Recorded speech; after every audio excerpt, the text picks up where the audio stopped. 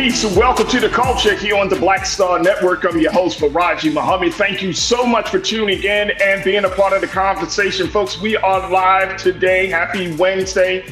Let's start off talking about this latest situation coming from the Middle East as Israel and Hamas are at war. More importantly, what does that put black people in America? We'll have that little bit of conversation. Also, the House is voting to move forward on choosing Representative Steve Scalise forward in that process to become the next House Speaker. So I'm gonna just ask my sister Suzette to get her take on it a little bit more. Also, out of New York City, Representative George Santos is put under scrutiny as he is under more charges for fraud, causing the New York House to expel him from public service. Wow, we'll have that conversation and a whole lot more, folks. I got so much to talk about today. Plus, we got something about Jada Pinkett Smith. Oh man, you don't want to miss one word, 1 minute, 1 hour of the culture. Stay with us. Join us in the chat right now. So we're streaming live on YouTube under Roland Martin, and stay with us. It's the culture here on the Black Star Network. Let's go.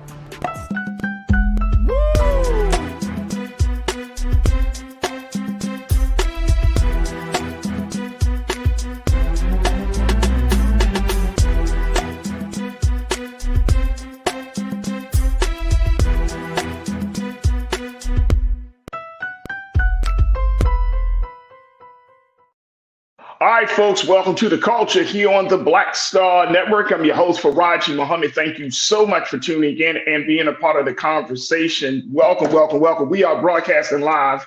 Happy Wednesday. This is live show, folks. We're just getting ourselves prepared for next week's big summit. So don't sweat it. Don't sweat it. Things are coming together. But thank you so much for tuning in today to be a part of the conversation. Man, oh man, y'all, it's Wednesday and we have so much to talk about. And I'm going to be joined in a few moments by my sister, Suzette Speaks, who is an attorney, who is the host of her show, Suzette Speaks Show, right there on YouTube. So we're going to be checking in with Sister Suzette in a moment. But got a lot to talk about. The latest piece is this situation out of DC where Republicans have decided to move forward in choosing Representative Steve Scalise as the next House Speaker. So voting is happening right now. We're actually streaming this whole process right on our website at blackstarnetwork.com, blackstarnetwork.com. And while you're there, folks, just know that we are streaming on other platforms, including Amazon News and your Fire TV. We're also streaming on Plex TV 24 hours a day, 7 days a week. We're also streaming on Amazon Prime Video. You can find us there as well. And we're on Freevee. So that's the Prime Video. You can just find us under there on that Live TV, the news, or you can go to Amazon.com under Prime Video, Live TV, the news, or you can go to Freevee, where we are under news. So we are definitely streaming on all those spaces, but make sure y'all let your friends and family know that we're streaming live right now. And again, folks, we are live today. So I'm very, very excited to have these conversations, but we are, there's so much stuff that is happening that again, Republicans are trying to decide or move forward in the vote to put Representative Steve Scalise into the House Speaker position. That's being streamed right now. And of course, the big talk that's on social media and all across the country, especially yesterday, is the situation between Israel and Hamas, how Israel has declared war on the Palestinian, on the Palestinian country, the nation there, and more importantly, declared war on Hamas. And this has been a huge talk on social media. So I want to bring my sister in, Suzette Speaks, who is the attorney out of Florida. My sister, who's also the host of the show. She's actually a political strategist? Can we throw that into the mix? You might as well. That's good. Yes, sir. You said might as well. Hey, everybody. Shout out to the culture crew and good to be here. Absolutely. So there's a lot of that's happening. We got stuff that's happening domestically, Suzette. Then you got stuff that's happening, of course, internationally. Let's start with where we are on an international level, just getting a little bit into that part. and then we can kind of bring stuff close to home here. Would that work for you? Absolutely. Yes, sir. Let's start with this piece around what's going on with Israel and Hamas. There's been a lot of conversation, and I know there are so many details to this part of the discussion, right, as to who is what and who's responsible for what. But I think that it is a valid question to ask, where should Black Americans stand on this issue, right? And some people say that we should stand for those who have been killed. There have been over 1,000. This is just one of the numbers, and I'm sure you probably see some different numbers, Suzette. But they've said that there are already 1,000 people that have been killed during the course of this conflict on both sides, both on Israel and Palestine side. But there's a new fervor around what's happening, what we're seeing internationally, which I think is very interesting.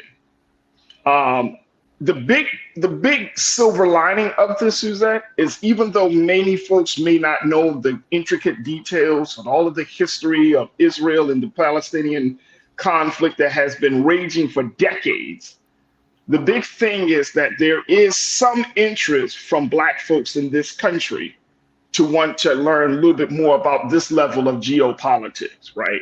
So I think that that's a silver lining that can come out of the situation. But there are some other underlining pieces that I'm starting to see, that if some Black folks are feeling like, look, if you're Black, you should be standing with Palestinians. If you're not quote unquote Black, you would probably stand with the Israelis. Just want to get your take on the cultural part of this conversation. Again, this is big. We're going to try to do our part to just break it down into small pieces. But I think culturally something is happening here where Black America is trying to figure out, where do I stand? And more importantly, who do I stand in solidarity with?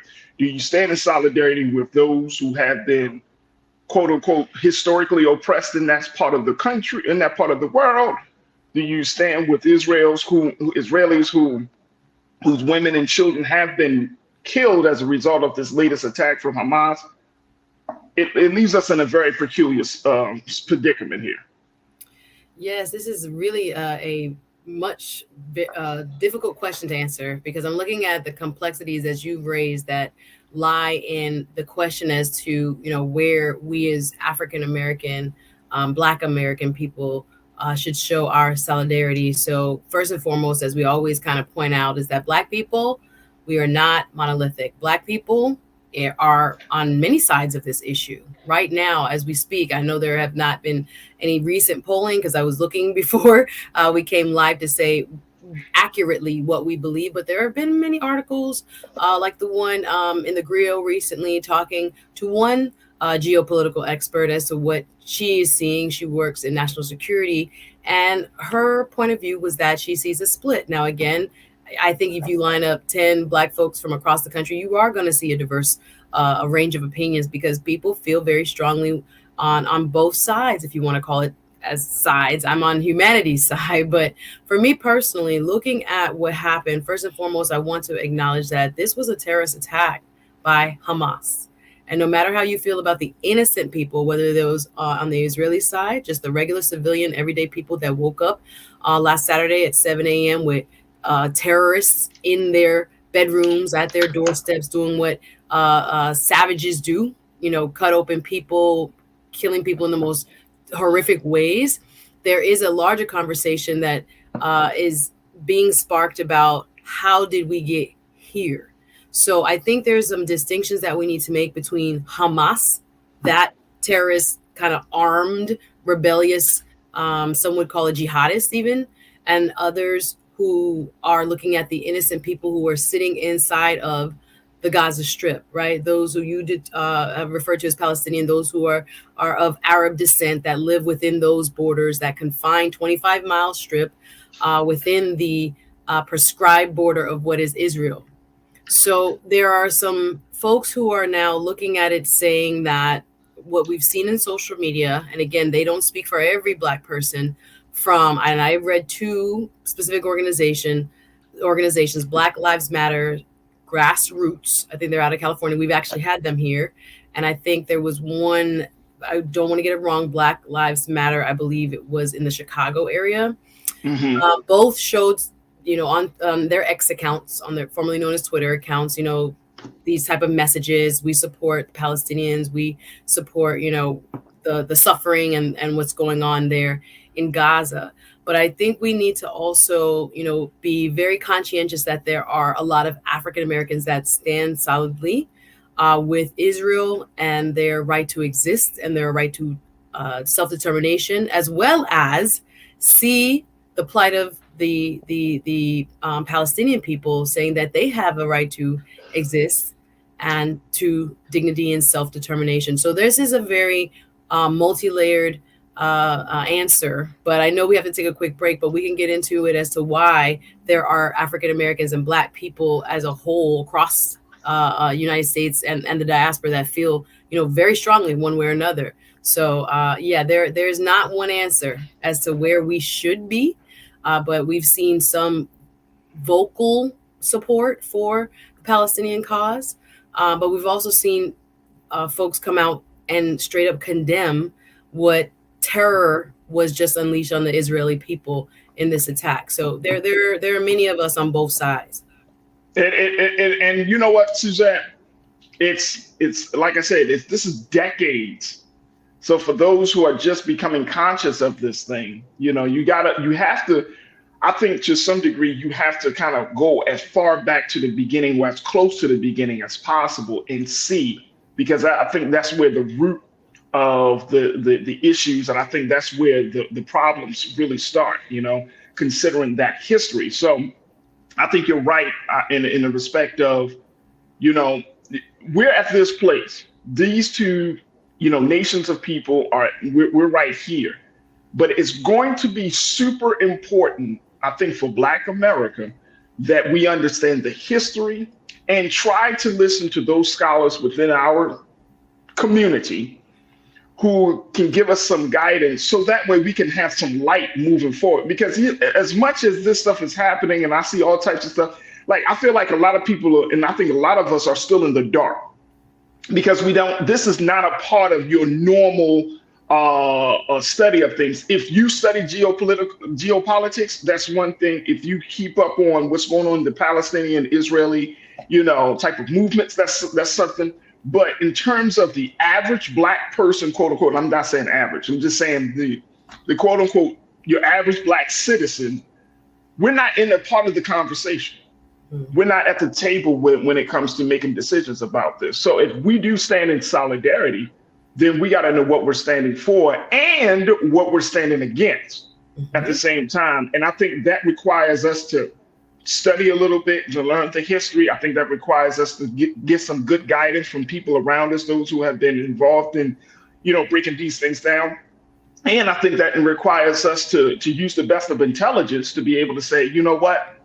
All right, this is how we're going to move forward. Look, we got to take a quick pause. When we come forward, let's continue the conversation on the other side. Crew, I want to hear from you. What's your take on this? Where should we as Black folks stand during this crisis and conflict? And I'm going to share with you some of my concerns. Suzette going to continue to share her concerns. And let's see if we can come into some understanding of how we should move forward in this process. Stay with us. The conversation is just getting started here on The Culture, right here on the Black Star Network.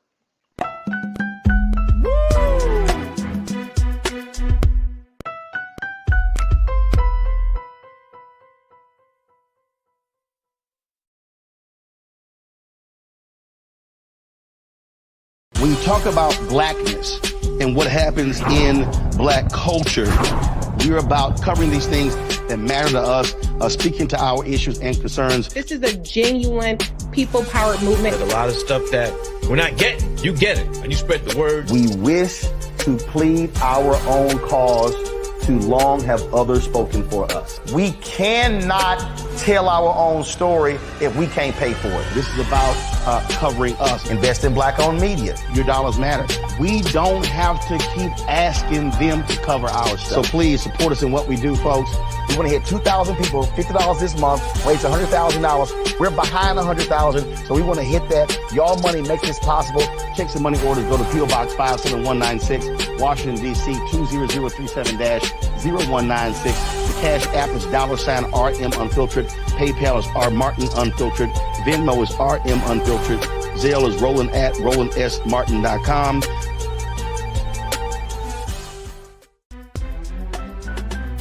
I'm Farajii Muhammad, live from LA. And this is The Culture. The Culture is a two-way conversation. You and me. We talk about the stories, politics, the good, the bad, and the downright ugly. So join our community every day at 3 p.m. Eastern and let your voice be heard. Hey, we're all in this together. So let's talk about it and see what kind of trouble we can get into. It's The Culture, weekdays at 3, only on the Black Star Network. Folks, Black Star Network is here. Oh, no punches! I'm real revolutionary right now. Support this man, Black Media. He makes sure that our stories are told. Thank you for being the voice of Black America, Roland. Stay black. I love y'all. All momentum we have now, we have to keep this going. The video looks phenomenal. See, there's a difference between Black Star Network and Black-owned media and something like CNN. You can't be Black-owned media and be scared. It's time to be smart. Bring your eyeballs home. You dig?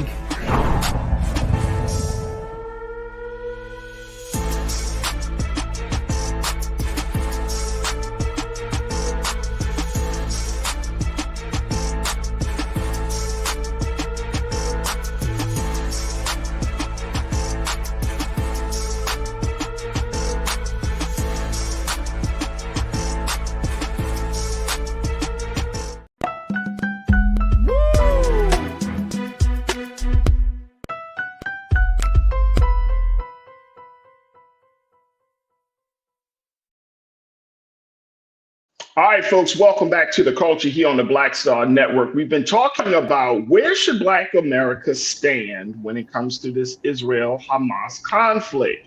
Should we even take a stand? And I've been checking in with my sister Suzette Speaks, host and attorney.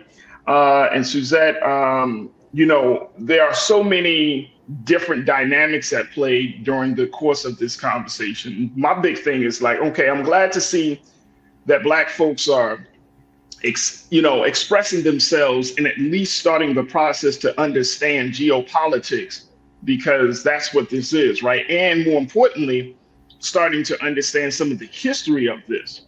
But there are many different dynamics. Here are some of the key factors that I thought, Suzette, and I want to get your take, and crew, I want you to join us in the conversation, because many of you, I will say some, I'm not gonna say many, Suzette, let's say some of the crew are simply saying, not our battle, staying out of it.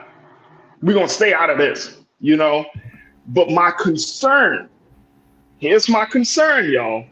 As much as we'd like to believe, and I'm not saying I'm trying to be Mr. Doomsday here, but as much as we can say, all right, let's stay out of this, when I heard President Biden yesterday, Suzette, say 14 Americans were kidnapped, a couple of Americans were bombed or were killed during that attack by Hamas,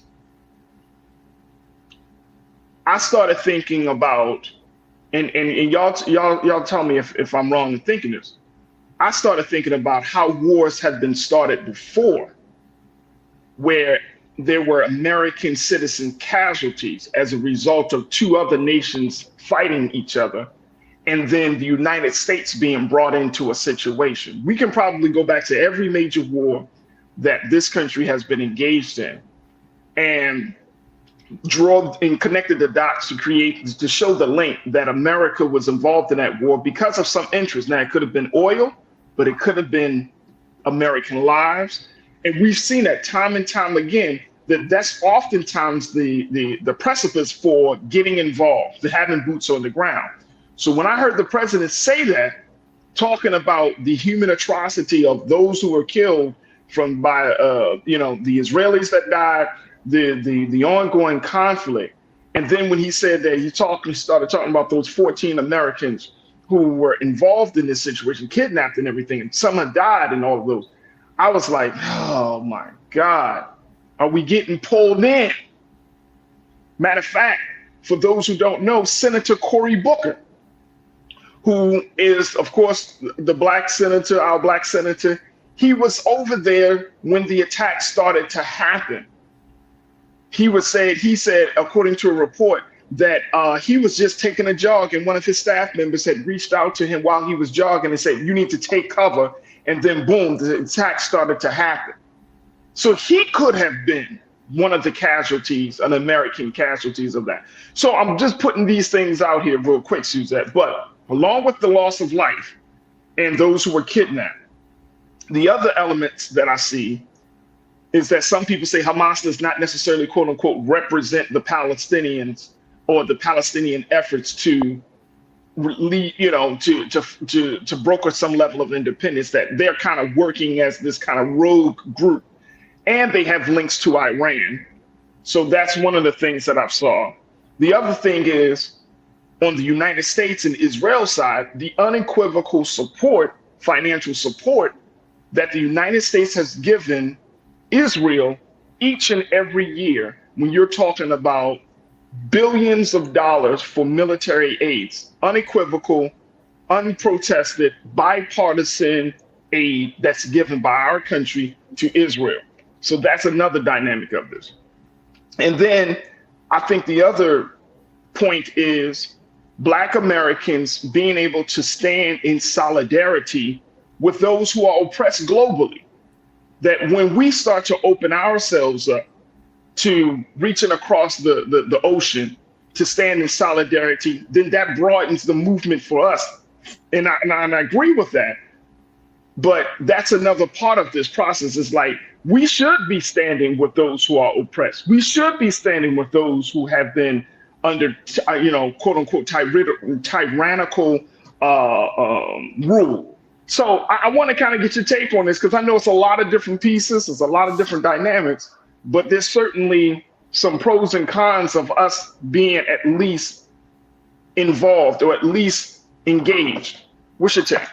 So first and foremost, I think as Americans, we have to pay attention and we have to be involved. As you just stated, whether it's because of our tax dollars that are spent in this region, and knowing that what happens in this region does have an impact as our country goes, whether it's getting involved militarily or otherwise. We have a stake as Americans in what is happening in the Middle East. Let's take it back a few decades so we can understand. And again, we can go back a couple centuries, really. As you said, you have to understand the genesis of what, now, no pun intended. I know a lot of people are quoting the Bible in the chat, but looking at fast forward to World War II and what happened. When we talk about oppressed people, when we talk about historical genocide and what happened to Jewish people in the war with the Nazis, 6 million of them were annihilated by a regime that was just in its purest form evil. So beyond that war, from 1941 to 1945, after that war, the state of Israel came into being. And again, there were so many different talks between the allies, or what became the United Nations, and Arab countries that are in that region. And long story short, and again, I'm not an expert in Middle Eastern history or geopolitics. I'm just giving you the short version of contextual history, so that we understand how did we get here. So you had a state that was formed by UN charter, but many of the surrounding Arab nations didn't agree to this the border formation of what is now today the state of Israel. So you had a strip of land that extended out of Egypt, what is now Gaza. You had the West Bank, which is also containing a lot of people who were made refugees after the formation of Israel. So you have groups of people who claim, ancestral heritage to this land. And then you also have our Jewish brothers and sisters who were given this land based on what happened to them in Europe. They were given a homeland, somewhat of a reparation, if you will, so that they could be living in peace and harmony and taken out of the despicable atrocities that had just occurred in World War II. So you have this dispute that has been going on. Israel's going to be 75 years old. And you also have folks within these territories, the Gaza Strip, who are looking for self-determination and a way to actually live a dignified life as well. However, the people of Gaza have not had an election since 2007 and have been de facto taken over by, run by Hamas. And again, there's a distinction between what is going on with the government of that, or the takeover of the military by, the military, which I call it outlying wing of terrorists called Hamas, and the actual people who want to live, breathe, and go about a dignified life. In Gaza, the poverty rate is about 81%. About half of the population does not work or has no means of earning a living. They depend on aid. And there has been a blockade of supplies for quite some time now, where there's no food, etc., only like aid-based relief for 2 million plus people. The size of the land is about twice the size of Washington, D.C., but has about 3 times as many inhabitants. 2.2 million or so people live there, and it is a grievous situation for them.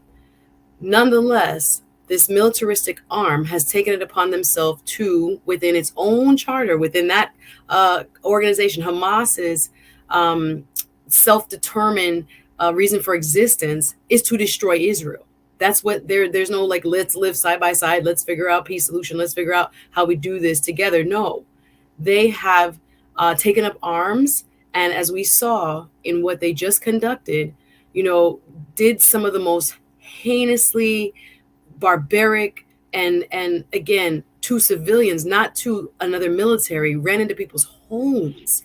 And because of their, hate-filled, ISIS-like approach, if you want to call it that, wreaked terror upon over 1,000 people in this surprise attack. They were ambushed right on the border there.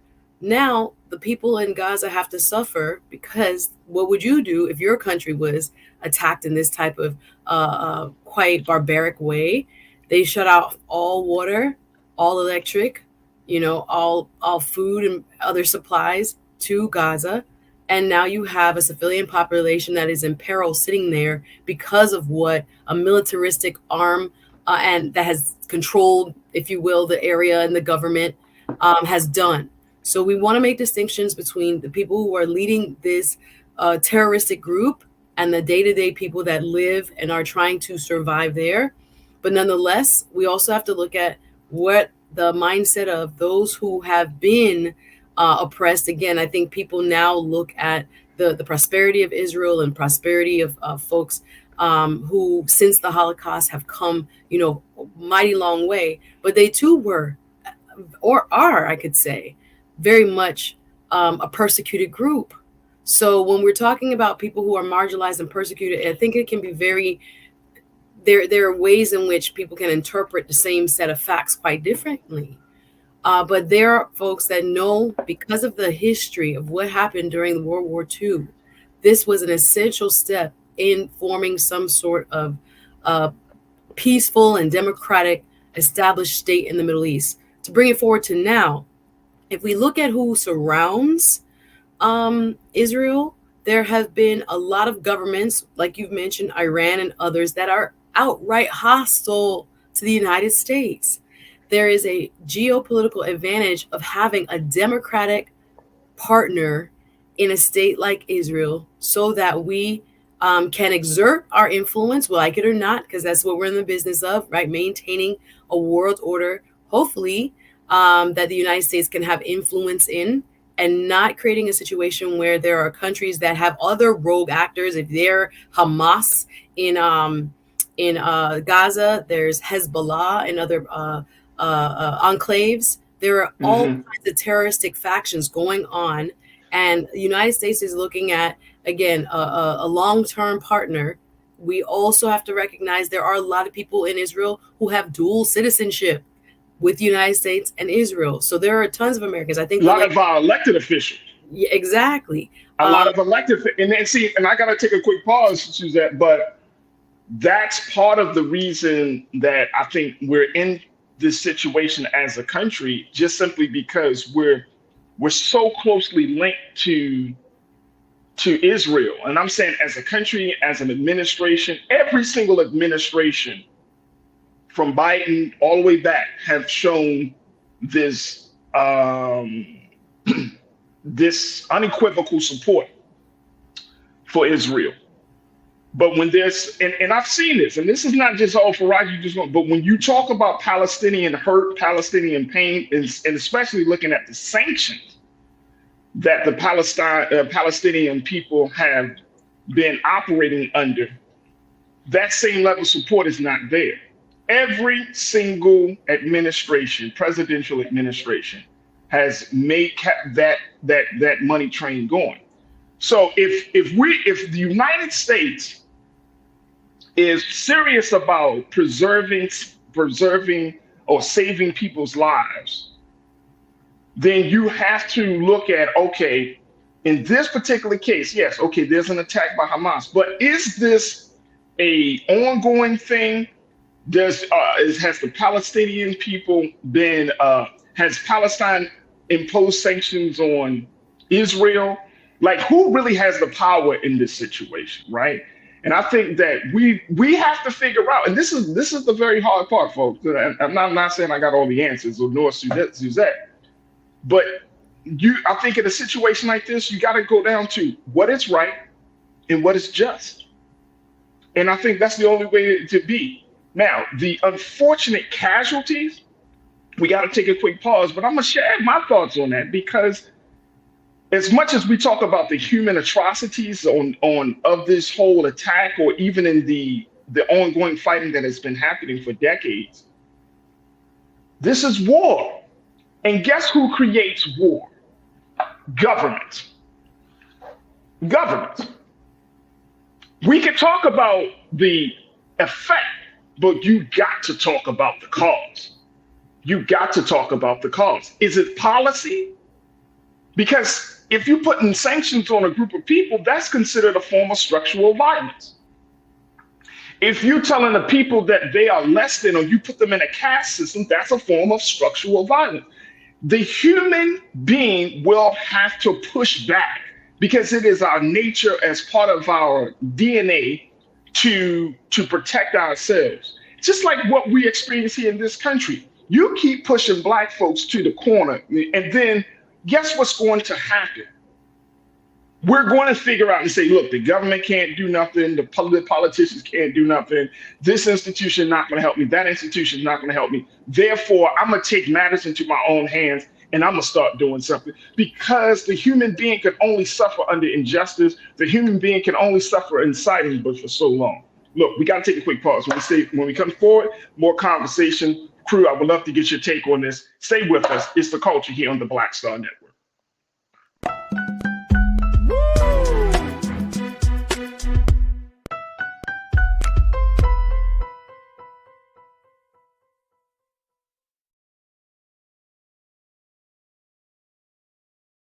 Folks, Black Star Network is here. Oh, no punches! I'm real revolutionary right now. Support this man, Black Media. He makes sure that our stories are told. Thank you for being the voice of Black America, Roland. Stay black. I love y'all. All momentum we have now, we have to keep this going. The video looks phenomenal. See, there's a difference between Black Star Network and Black-owned media and something like CNN. You can't be Black-owned media and be scared. It's time to be smart. Bring your eyeballs home. You dig?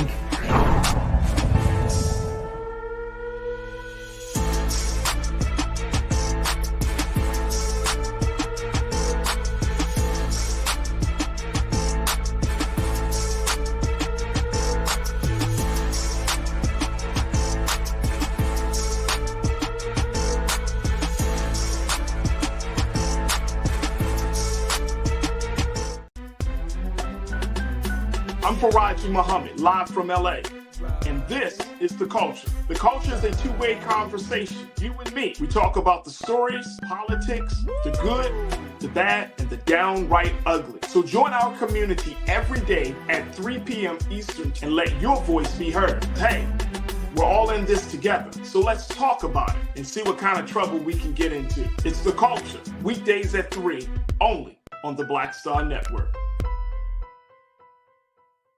When you talk about blackness and what happens in Black culture, we're about covering these things that matter to us, speaking to our issues and concerns. This is a genuine people-powered movement. There's a lot of stuff that we're not getting. You get it, and you spread the word. We wish to plead our own cause to long have others spoken for us. We cannot tell our own story if we can't pay for it. This is about covering us. Invest in black-owned media. Your dollars matter. We don't have to keep asking them to cover our stuff. So please support us in what we do, folks. We want to hit 2,000 people, $50 this month, raise $100,000. We're behind 100,000, so we want to hit that. Y'all money makes this possible. Check some money orders. Go to P.O. Box 57196, Washington, D.C. 20037-0196. The Cash App is $RM Unfiltered. PayPal is R Martin Unfiltered. Venmo is RM Unfiltered. Zelle is roland@rolandsmartin.com.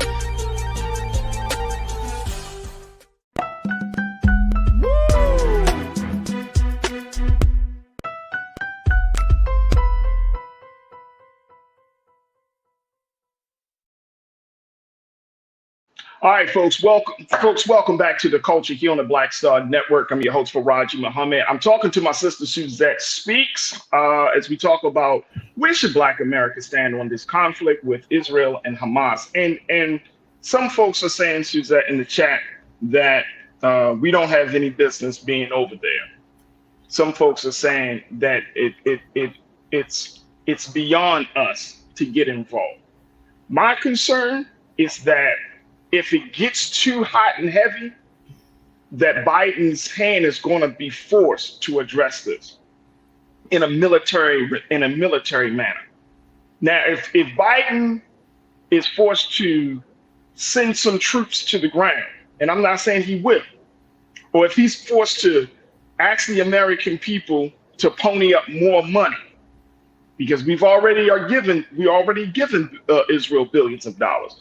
So if he's saying, look, Israel needs to defend itself, Israel needs our support, then that affects us here at home. There's no geopolitical conflict, and I want all folks to understand, with this level of closeness, don't believe that this doesn't affect us, because it's either going to affect our mind, our pockets. It's going to either affect the culture in this country around the conversation about how to treat Jewish people versus how to treat people from Palestine or folks from that part of the world. I remember when 9/11 happened. When 9/11 happened, being a Muslim in this country was treacherous. Treacherous. And any sign of somebody using any type of language, Arabic language or Arabic or anything like that at that time, it was such a high sensitivity against Muslims and Islam, that Islamophobia, as they termed it. So this stuff happens. This stuff really bothers us. This stuff can truly affect us. And Suzette, I'm not of the mindset of that's over there and we're over here. I feel like, we should keep our minds on what's going on. It may not affect us at this particular moment, but look at what's happening with Russia and the ongoing fight with Ukraine. Now we got this jumping off. America has her hands in both of those conflicts. How will it not affect us as Black people in this country? Yeah, if it affects America, it affects us. There's no separation there in my mind's eye of why we need to pay attention. It's our government and what our leaders are doing in response to either conflict, obviously, to me, impacts us, whether it's our military's involvement, whether it's our purse, as we say, the power of the purse and what we fund. But of course, we are taxpayers, we are citizens, we are people who have a vested interest in making sure our country does well, and therefore we can live this American dream that we speak of so often. But looking at the comments also, I gave a very brief overview of why we are here. And yes, the land that is now Israel was at one point administered by the British Empire. I see someone correcting me that it wasn't the United Nations, it was Britain first. Of course, yes, back in 1947, Britain controlled what is now the state of Israel, and it was trying to administer it again as imperial powers did at that time. So, and I see comments there, you know, it wasn't Britain's land to give in the first place, et cetera, et cetera. However you feel about that history, we are here now with those, the creation of this state and the borders that now exist and the people that live within those borders who live in conflict. Even though this has flared up because of this terrorism attack, they are constantly going back and forth with rockets. This is not something that is unusual or new to people who live in the region. This has now come to a head because of the nature of these atrocities that we saw just this past weekend. When speaking yesterday, President Biden, I think he said it was about 22 Americans that had died so far. Yeah. And again, several are expected, as you mentioned, to be held hostage. These include women. These include children. These include elderly. These include Holocaust survivors. And thinking about, again, the nature that Hamas has undertaken with this attack, it's savagery.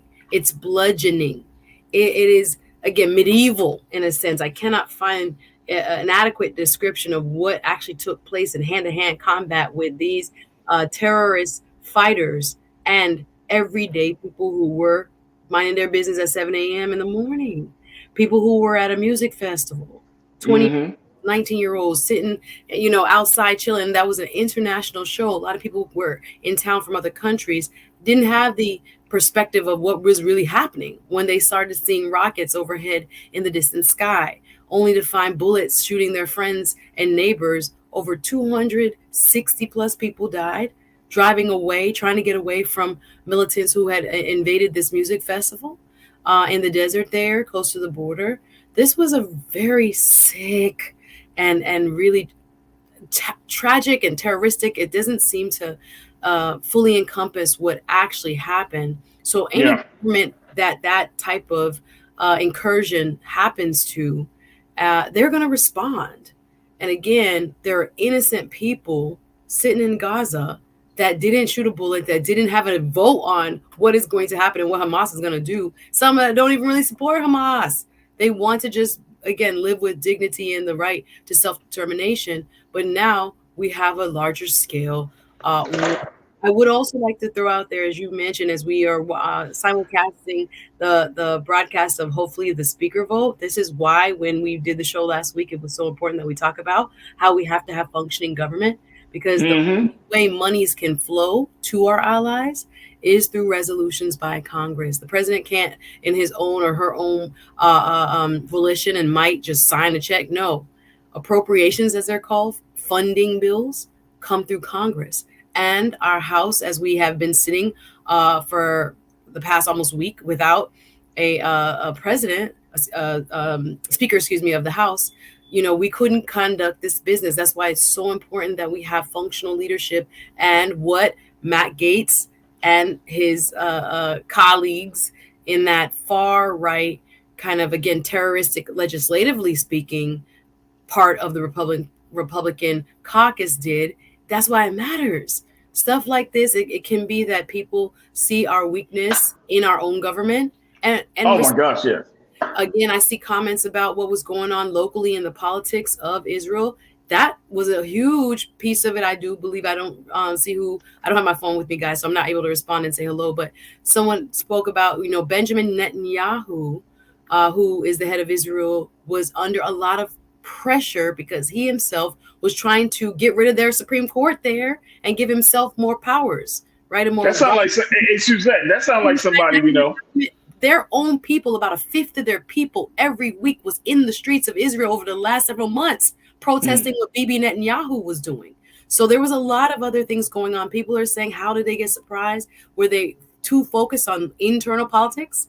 You know, what is going on the West Bank as well? There was more, it looks like, military support on that side.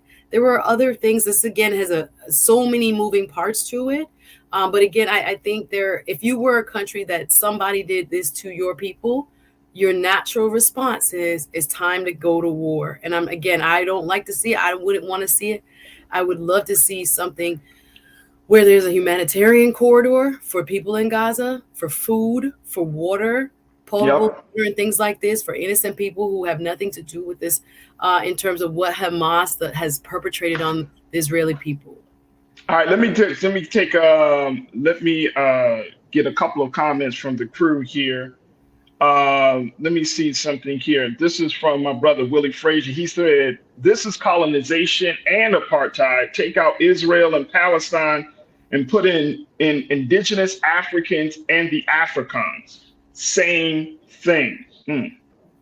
Tiana, you checked in and said, "This world has become chaos and disorder."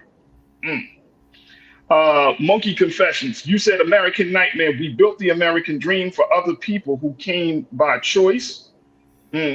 Karen, you said, "We are Israel." Thank you so much. Tiana, you said, "It's going to affect us economically." Andre Cross, you said, "I have no loyalty to either or any nation/state who engages intimidation tactics to control less stable neighbors. This is troubling in mind for sure." Absolutely. Lori Parks, you said, "It's affecting the whole world." That's the nature of when things like this happen, it affects the whole world. We've seen that with the Russian-Ukraine situation and the impact that it has on Africa and all of the other nations. Like, this is not going to work in some silo. I saw what you were saying. C. Peter Morgan said that sometimes the host can say some ignorant things. Tell me where I'm saying that's ignorant.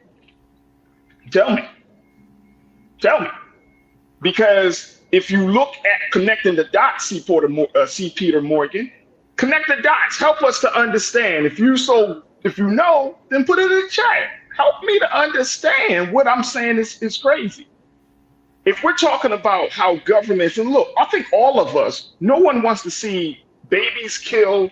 I want to put it back on Suzanne. Let's bring her back into the frame, please. Sean King on IG, one of the activists there on that space, he posted this video of children, Palestinian children who were blown apart, just really not blown apart, but they were severely injured. And I mean, when you're talking about this level of trauma, and you look at whether it's either Jews or Palestinians or whoever the case may be, you start to look at the nature of humanity, that we're in a place, as much as we like to talk about peace, Suzette, as much as we love to talk about it, who's really being peaceful today? You know what I'm saying? Like, when we look at these countries, because Israel has an arsenal, Russia has an arsenal, America has an arsenal. I mean, when we talk peace and we talk about preserving people's lives, but then it only takes a couple of things and then boom, situations sparks on. And the sad part about it is, yes, there are innocent people. People don't want to wake up. Nobody wants to be engaged in war unless you still have those who have been radicalized politically and socially.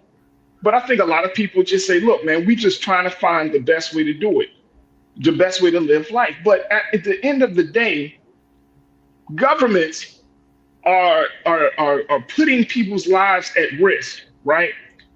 With policies, with sanctions, with removal of money or adding to money.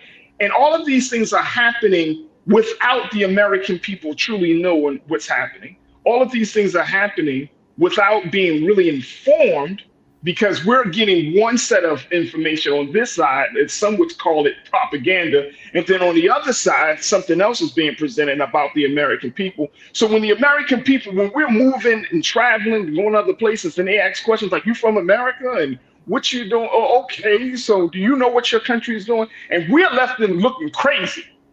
Mm-hmm.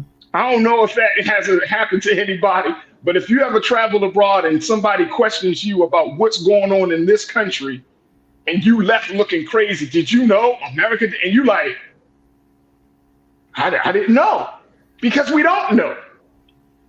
We don't know how far our government will go to hold on to power. We don't know what deals are being made in the back doors of Congress. We don't know. We don't know. And so when situations blow up in the way in a situation like this, or with Russia or anything like that, Now there's this talk of being human. There's this talk of having humanitarian effort. There's this talk of defending those who can't defend themselves and all of that stuff. But what got us to this point? Because nobody wakes up and say, I'm going to go to war with another country today. There had to be a buildup. Am I wrong in thinking this the way, Suzette?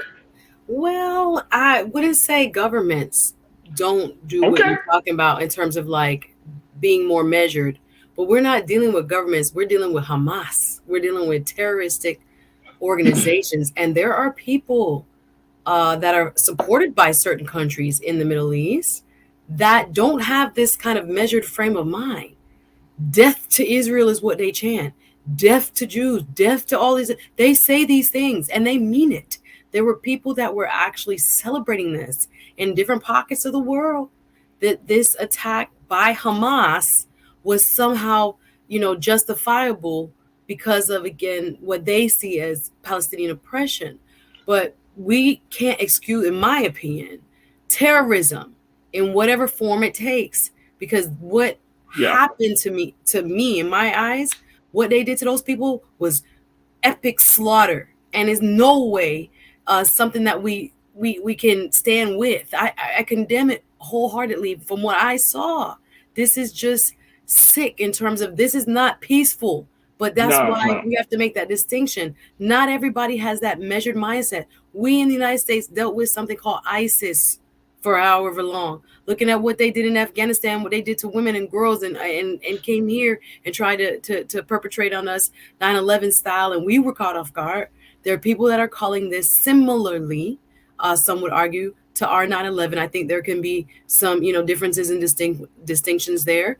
But the idea is that there are people who don't look at it as measured. I do believe what you're saying is true when it comes to certain governments in the region, but to terroristic groups, they don't think like that. They want to see what they thought of as an illegal established country to go, and that people within it should be demolished. And that to me is despicable.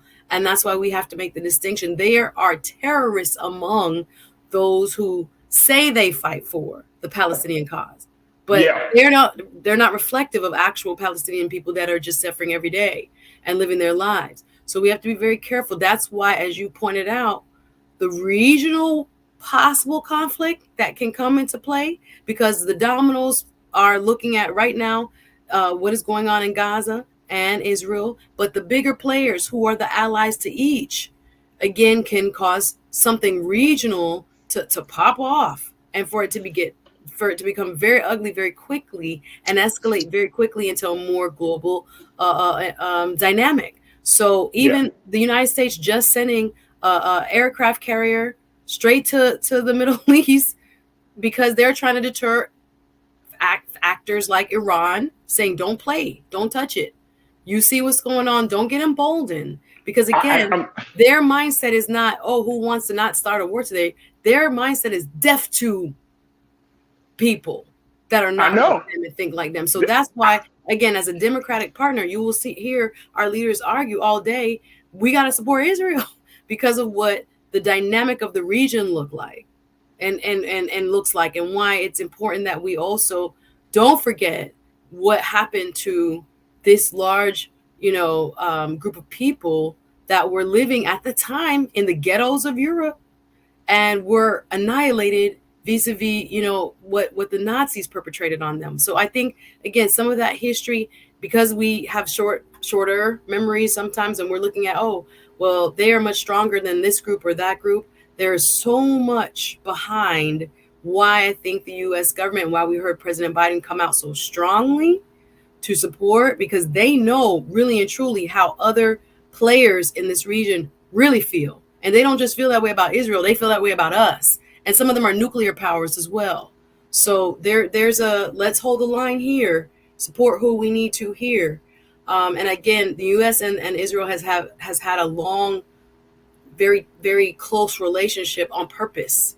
So again, there's a lot more I can say there, but I know we have to take. It's a lot more. We got to take another quick pause. We're gonna have to table this, and I'm gonna do my best to bring in some voices, Suzette. And and crew to make sure that we get a more better understanding as this situation continues to rage on. But we're going to try to do our best to bring some more scholarly voices. I wanted to at least have this part of the conversation with us as the quote unquote it's just the people, because I think that's the first conversation where we stand. Then we can bring some more scholarly voices to give us some more insight and especially some more guidance. Because as we're moving forward in this whole thing of trying to figure out who and what and where do we stand in our personal politics and understanding of these things, it's important that we are rightly guided. And I would highly recommend that many of us to go ahead and start to look at it. Look at the history of either. I saw a couple of people say, what about the Ethiopian Jews? What about the Ashkenazi Jews? What about all of these different groups of people that have received various treatment based upon their skin color and all of those things? So there's a lot here, and certainly we can't resolve it here within this conversation. But the best thing I would say is that let's continue to read our history, understanding what's going on in that part of the world, and try to see, and I want to see that very quickly, I would encourage people to try to see themselves in this part of the history. You know what I mean? And I think that's what will connect for Black folks in this country. Black folks, we understand what oppression looks like. We understand what tyranny looks like. We understand what some level of structural violence looks like. So I think that we are probably best to understand this place that we find Palestinians and Israelis in this whole process. All right, folks, we got to take a quick pause. When we come back, more conversation. Stay with us. It's The Culture here on the Black Star Network.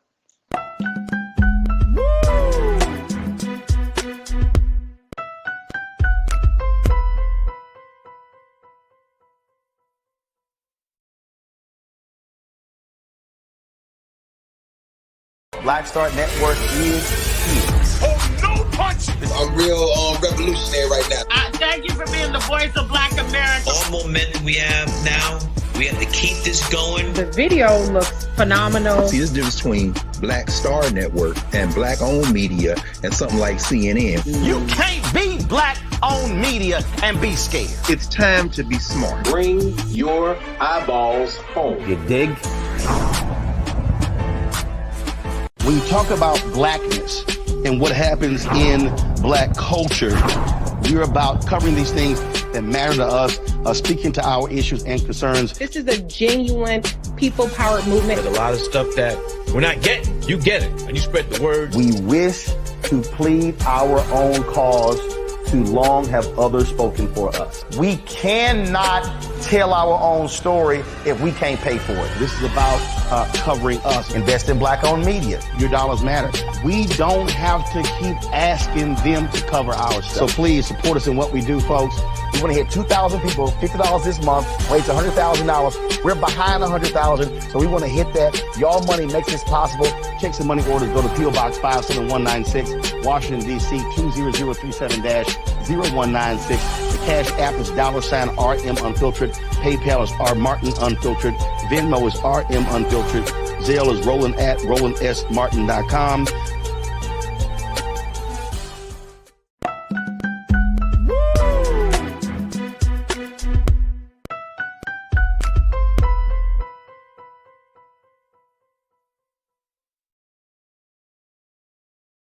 All right, folks, welcome back to The Culture here on the Black Star Network. We are streaming live on our home website at blackstarnetwork.com. If you missed the first half of the show, we at least talked a little bit about this ongoing conflict and where we stand. Again, it's an ongoing conversation. We are not going to have all of these questions resolved in one discussion, but we want you to go back. If you missed that first half of the show, go back to our website at blackstarnetwork.com, download the app for free. And the big thing is continue to support us as we're looking to have these discussions in an unfiltered, unadulterated way, in a way that we can understand and help us to wrap our minds around everything that is happening around us. So make sure you do your due diligence, support, empower this digital movement that we call Black Star Network.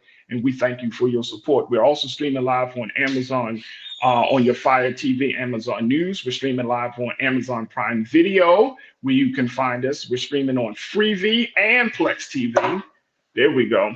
So we got a couple of platforms we're streaming on, of course, on social media under Roland Martin, and on YouTube. You can find us on YouTube under Roland Martin. That's also where you can join us as being part of our online culture crew, where we have a very, very dynamic group of folks who come in and have these discussions amongst themselves. We have it with them, you have it with you, and we just try to do our best to kind of navigate through all of the chat to get to some understanding, to get to some truth telling, and hopefully to find some solution on how to move forward. So we thank you for your continued support. All right, folks, speaking of those who can't speak up for themselves, everybody's been talking about the babies. Well, this is the latest motivation coming out of the state of California, as California is looking to be another state that will implement what is now being called the Ebony Alert. This is an alert that would focus on missing Black children and Black youth. We have all are familiar with the Amber Alert. This is specifically designed and tailored for Black children and Black youth. Now, this was something that was this came into existence as a result of a law from California Senator Stephen Bradford, the Democrat out of Gardena. He said, quote, take a look at this, folks. He said, African Americans, whether they are children or young adult, are often listed as runaways. He's the author of a new law that creates Ebony Alerts for a community disproportionately impacted by missing youth. He said African American young adults make up almost 40% of those individuals who come up missing. He said it's going to put significant change in how we react and it's going to put significant change in how we react and how we respond. Another lawmaker has pointed out, as well as we talk about this Ebony Alert. So this is a way, and I want to bring my sister Suzette back into the frame on this. Thank you, Suzette. This is a way for us to kind of like change the conversation, right? Something that comes to my mind is that when we had those that situation with Carly Russell, I think that's the sister's name, who said that she was kidnapped and it was all found out it was a fake. You know, she made up the story. But the fact is that there was a lot of conversation about who is looking out for women, who is going to take the woman's story. And I feel like this is the same way for children, right? And I'm glad Senator Bradford made this point, that when Black children go missing, Black youth go missing, they kind of cast aside. Now, here's the other thing. It is interesting. If you watch any type of documentary about children or anything like that, this actually happens to white children as well, too. Police just do not do a good job, I think, Suzette, in listening to parents and families when these situations come up. It's just like, oh, how old is your child? 14, 15? And your child could have been snatched up somewhere because of an online situation or because they were walking down the street. And police, they'll come back home. They'll come back home. So I'm happy to know that here in the state of California, there is going to be an alert system specifically designed for Black children and youth. What's your take on this? Super important, and it's a great step forward because, like you're saying, we disproportionately represent the amount of missing people totally based on our population. It is disproportionate. So let me break down the numbers so you understand what I'm thinking. So of each year, about 600,000 people are reported missing. 600,000, right? And we're looking at, as Farajii said, about 40% of those are Black. And when we look at the amount of our population in the United States, we're about 13.4%, according to the U.S. Census. They're about, some say as high as 17%. And not everybody answers their census, but nonetheless, we were looking at of the children who are kidnapped, 33% of the children are African American, right? Black children, again, disproportionately outnumber our white counterparts when it comes to who is missing. But when we look at the media coverage, Farajii, it's estimated that Black children only get about 7% of the media coverage when it comes to missing and exploited children. So for California to take this step forward and look at possibly being more of a megaphone for Black missing youth is super important, because we go missing more often, but we get way less coverage. Now, we've had a couple of cases where it has been, national news, and it came out that the person was fabricating their whole story. But every day I don't know that I don't want to kind of repeat any falsehoods here, but even on Instagram, and I'm looking at, they're saying the numbers of missing kids in Philly and in other places across our country that are, not being reported on because they're assumed to be runaways. They're assumed to be, I think many states have a waiting period where you have to wait at least 72 hours before the person is even considered missing, or 48, depending on where you live. So there's that. But again, we don't get the coverage or the same or even similar or proportionate coverage as our white and Latina and Asian counterparts receive. So it's really important that we do highlight this. Black women are among the highest. Black girls too. Let's put that out there. And look very quickly, like that's part of the reason why the Ebony Alert was established, because they found, and I don't have the numbers in front of me at this moment, but they found that when Black girls go missing, and I'm talking about little girls, y'all, I'm talking about like 10, 11, 12, 14, 15. When Black girls go missing, guess what usually happens to them, Suzette? They end up in the sex trafficking network. So now, and I mean, and we see that. Look, I'm convinced. I've lived in and visited many American cities. When I see some of these young sisters on the street, I'm convinced that they are part of some sex trafficking ring. I'm convinced they might be on the street during school hours. They might be on the street during late night hours. They're on the street looking completely out of it. And my heart and my prayers go to these families and to them sisters, them little girls, because this is a tragedy. And it's one of those things that we don't talk. I'm not gonna say we don't want to talk about. We just don't talk about quite as much. That the fact that your daughter, your niece, your granddaughter can be caught up, whether it's by coercion or whether it's by some violent kidnapping, can get caught up in a situation where she's being trafficked. And so it's necessary. Someone asked in the chat, let me just check here. Very correct. Raw talk, real deal. You said, will we then have brown and other ethnic alerts? I don't know. But I'm happy we got an Ebony Alert. And if there are other alerts, so be it. I wouldn't be discouraging that. It's okay if other people advocate for that as well. That's fine. I don't think it has to be either or. It can be both and. It could be. I agree. I totally agree. So I don't think that, but I think that the conversation about children, it's a little touchy, especially when it's about these girls. It's a little touchy. Are we really screaming out when girls are kidnapped, when girls are trafficked?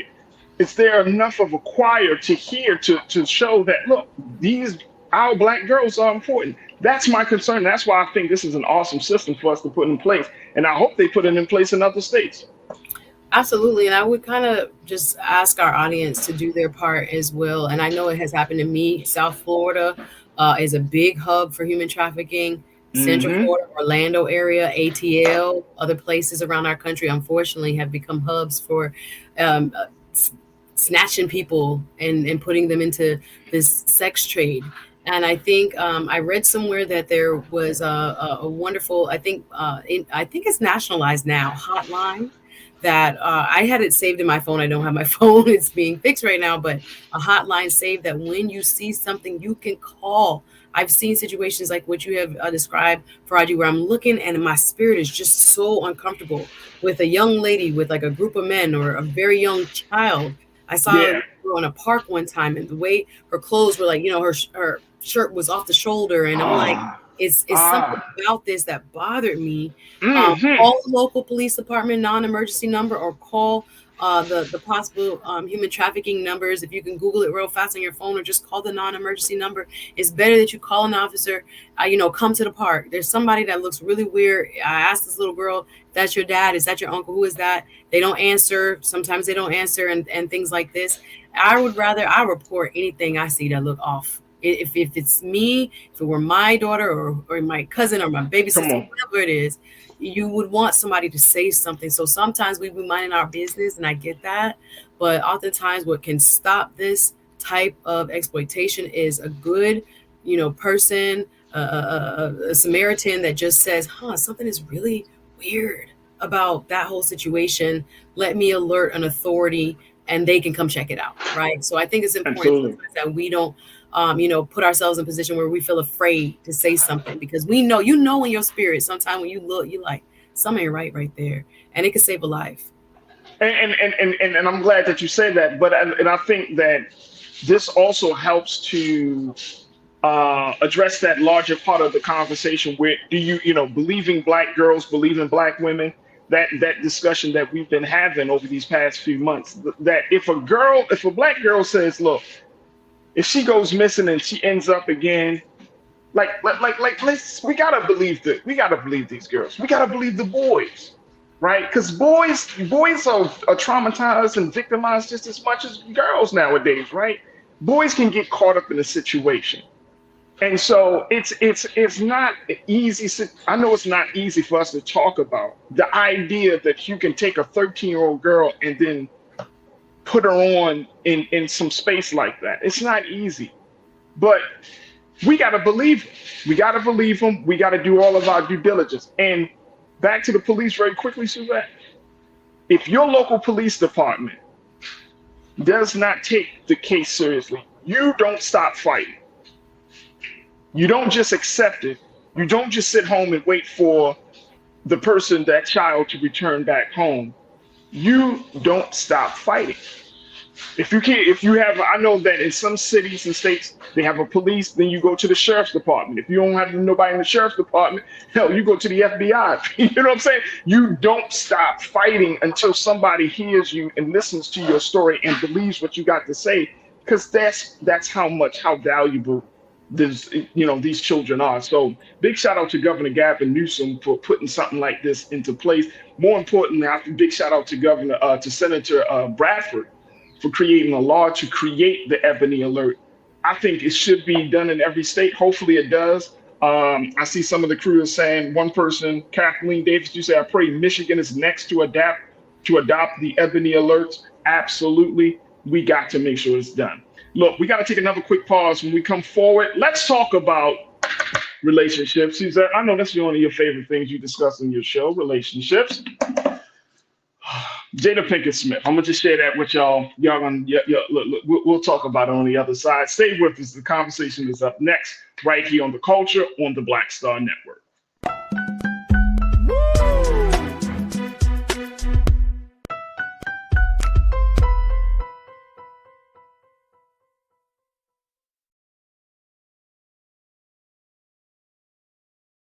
Pull up a chair, take your seat.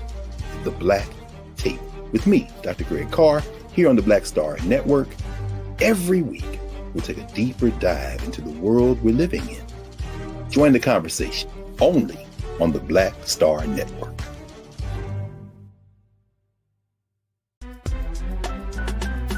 I'm Farajii Muhammad, live from LA. And this is The Culture. The Culture is a two-way conversation. You and me. We talk about the stories, politics, the good, the bad, and the downright ugly. So join our community every day at 3 p.m. Eastern and let your voice be heard. Hey, we're all in this together. So let's talk about it and see what kind of trouble we can get into. It's The Culture. Weekdays at 3, only on the Black Star Network. When you talk about blackness and what happens in Black culture, we're about covering these things that matter to us, speaking to our issues and concerns. This is a genuine people-powered movement. There's a lot of stuff that we're not getting. You get it, and you spread the word. We wish to plead our own cause. Too long have others spoken for us. We cannot tell our own story if we can't pay for it. This is about covering us. Invest in Black-owned media. Your dollars matter. We don't have to keep asking them to cover our stuff. So please support us in what we do, folks. We want to hit 2,000 people, $50 this month, raise $100,000. We're behind 100,000, so we want to hit that. Y'all money makes this possible.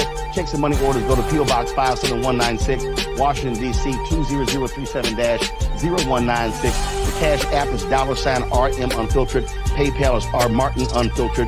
Venmo is RM Unfiltered. Zelle is Roland at RolandSMartin.com. Folks, Black Star Network is here. Oh, no punches! I'm real revolutionary right now. Support this man, Black Media. He makes sure that our stories are told. Thank you for being the voice of Black America, Roland. Stay black. I love y'all. All momentum we have now, we have to keep this going. The video looks phenomenal. See, this difference between Black Star Network and black-owned media and something like CNN. You can't be black-owned media and be scared. It's time to be smart. Bring your eyeballs home. You dig?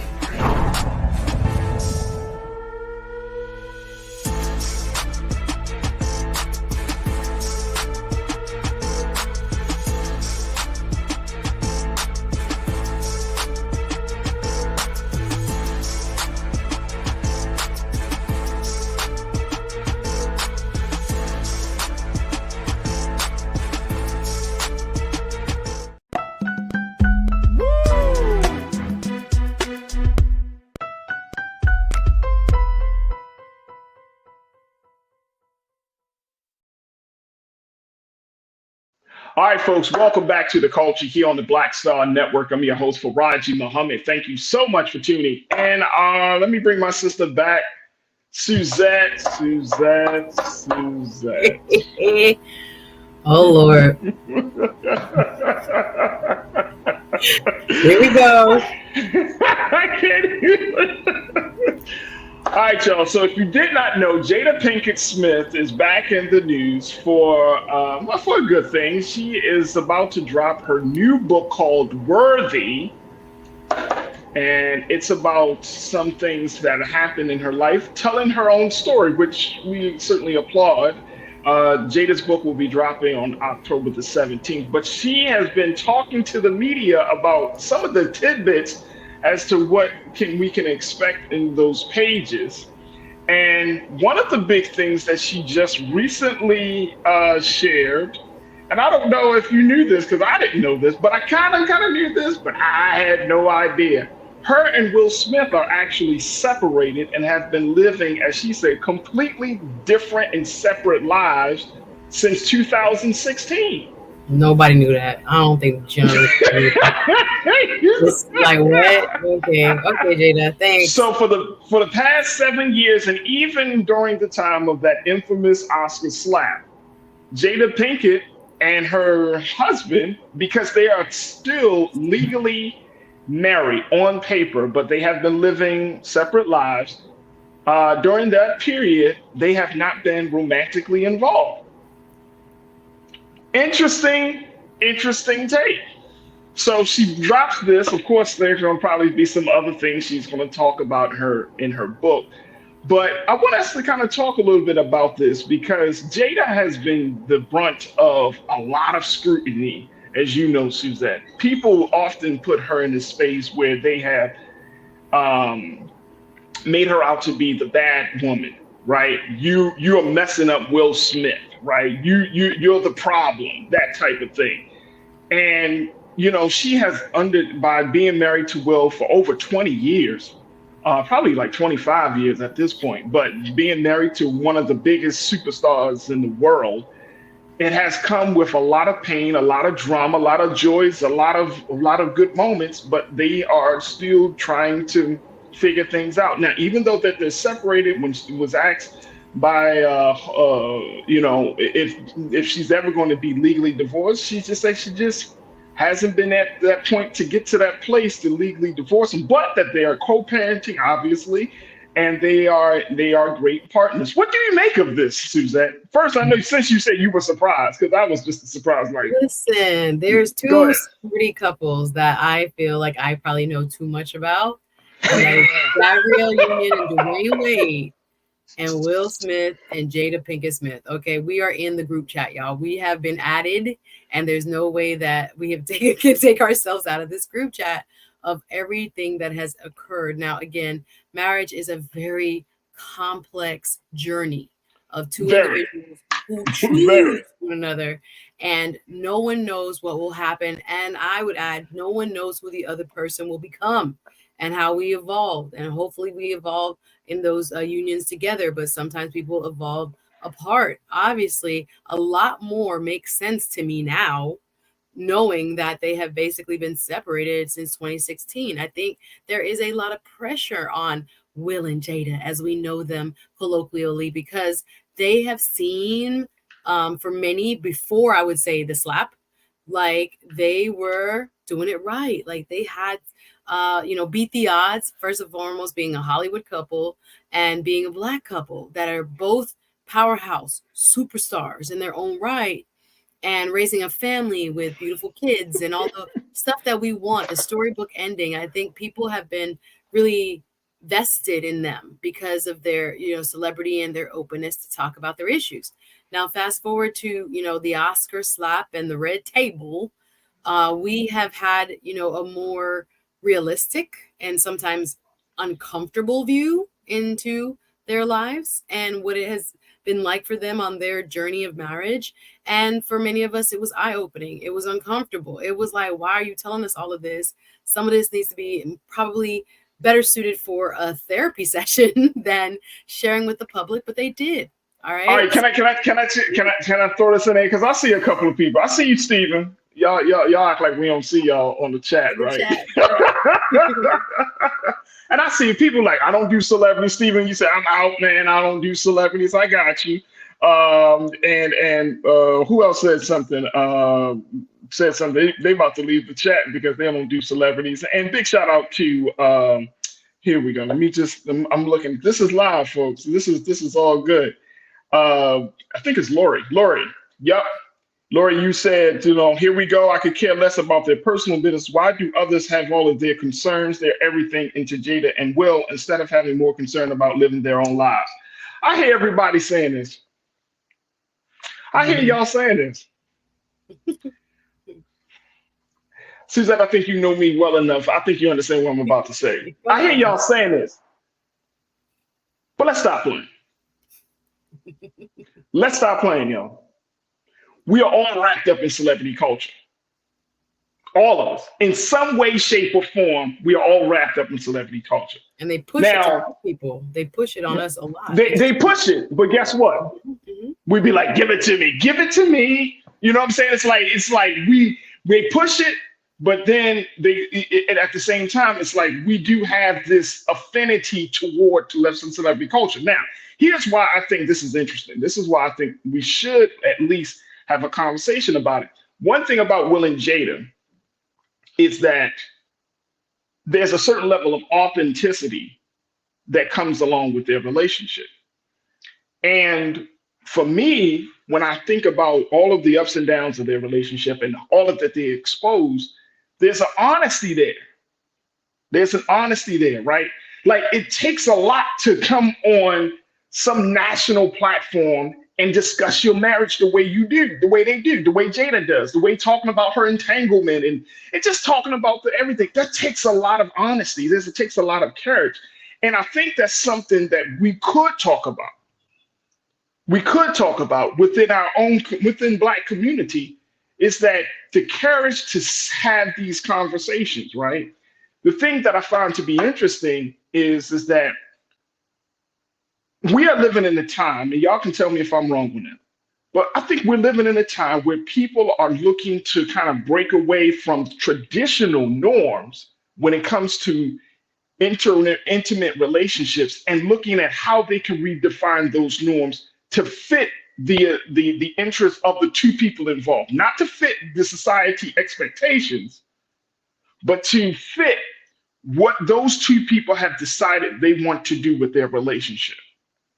Because I'm of the thinking of, this is what I'm thinking of. If you want to be married, you go and get married. But at the end of the day, there's only two people in this relationship, you and that person.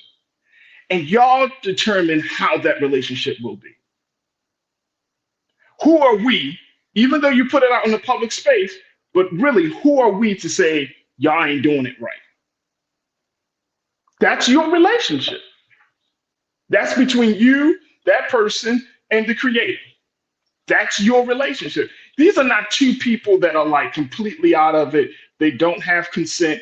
They don't. That's their relationship. And we look at other people's relationships, right? We look at prime example of this, Oprah and Stedman. I had a chance to meet Stedman, had him on my show when I was doing a radio show back in Baltimore. He came into the studio.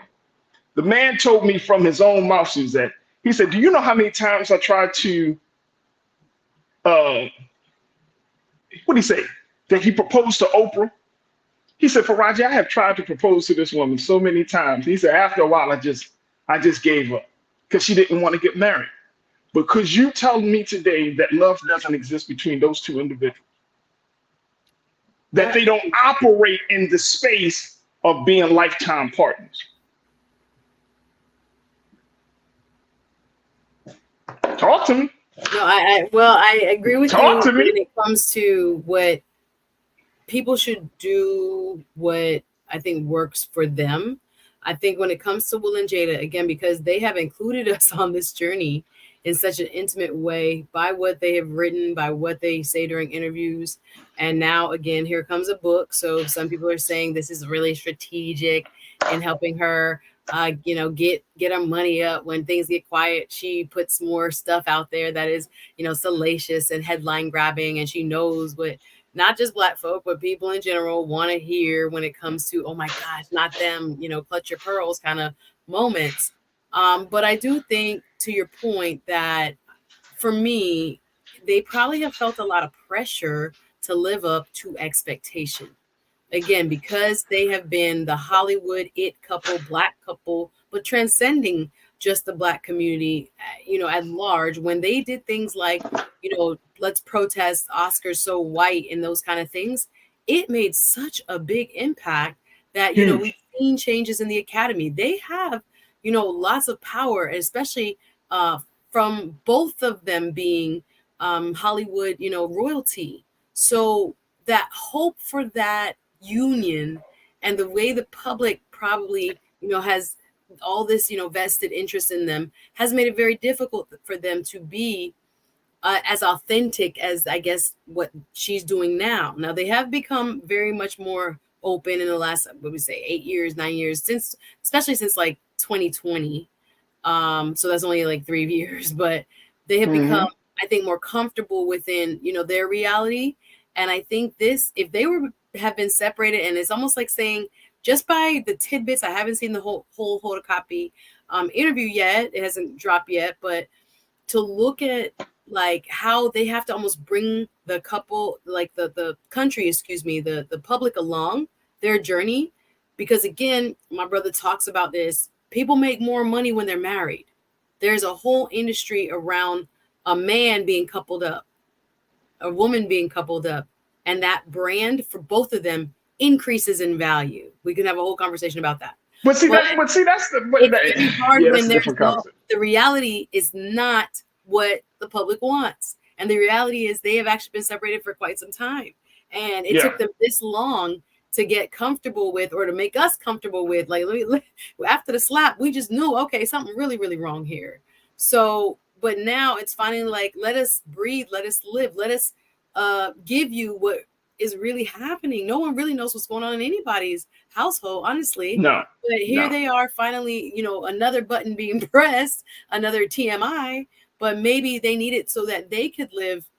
When you see it like this, Farajii, I believe somebody about to out somebody with a side relationship, or somebody got some pictures of somebody, and so they have to, get ahead of it. There's one theory, not to say that happened here, but allegedly, this is just their way of, I think, bringing the public into their current reality, which they already knew. They was living separate. They already knew. They have kind of like moved on. Even sometimes watching Will Smith's Instagram, I always wonder, you'll see, Jaden and Willow and his big son Trey in some of the videos, but you never see Jada. I'm like, you're in Patagonia.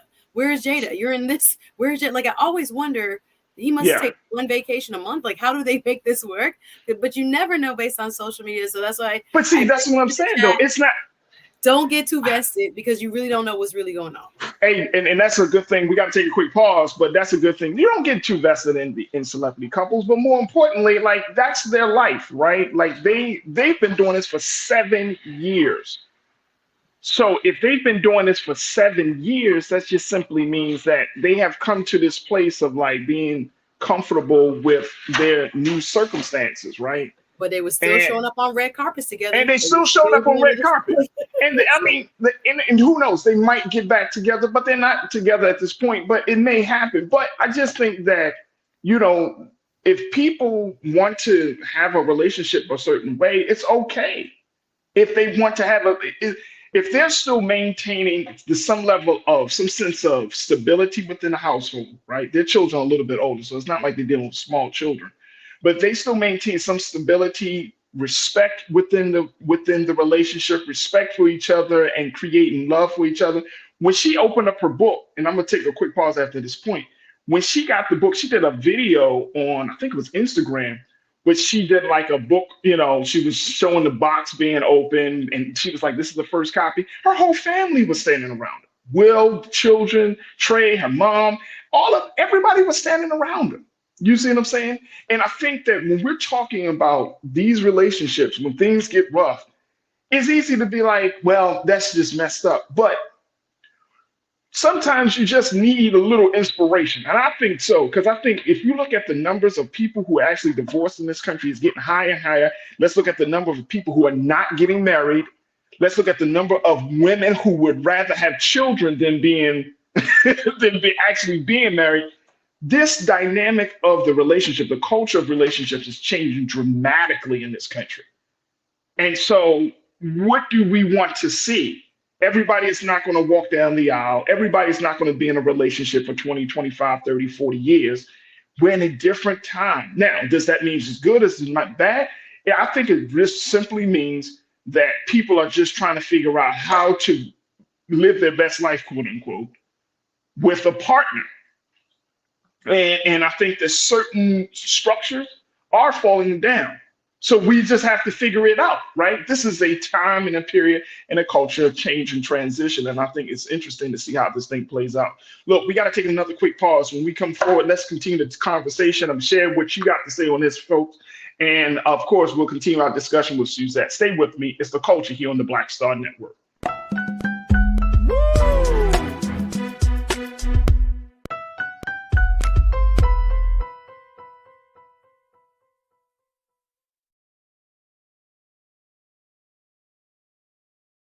When you talk about blackness and what happens in black culture, we're about covering these things that matter to us, speaking to our issues and concerns. This is a genuine people-powered movement. There's a lot of stuff that we're not getting. You get it, and you spread the word. We wish to plead our own cause. Too long have others spoken for us. We cannot tell our own story if we can't pay for it. This is about covering us. Invest in black-owned media. Your dollars matter. We don't have to keep asking them to cover our stuff. So please support us in what we do, folks. We want to hit 2,000 people, $50 this month, raise $100,000. We're behind 100,000, so we want to hit that. Y'all money makes this possible.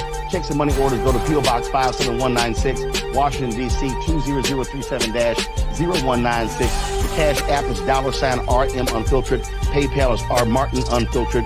Venmo is RM Unfiltered. Zelle is RolandSMartin.com.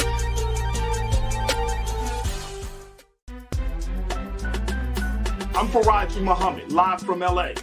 And this is The Culture. The Culture is a two-way conversation. You and me. We talk about the stories, politics, the good, the bad, and the downright ugly. So join our community every day at 3 p.m. Eastern and let your voice be heard. Hey, we're all in this together. So let's talk about it and see what kind of trouble we can get into. It's The Culture, weekdays at 3, only on the Black Star Network. Folks, Black Star Network is here. Oh, no punching! I'm real revolutionary right now. Support this man, Black Media. He makes sure that our stories are told. Thank you for being the voice of Black America, Roland. Stay black. I love y'all. All momentum we have now, We have to keep this going. The video looks phenomenal. See, there's a difference between Black Star Network and Black-owned media and something like CNN. You can't be Black-owned media and be scared. It's time to be smart. Bring your eyeballs home. You dig?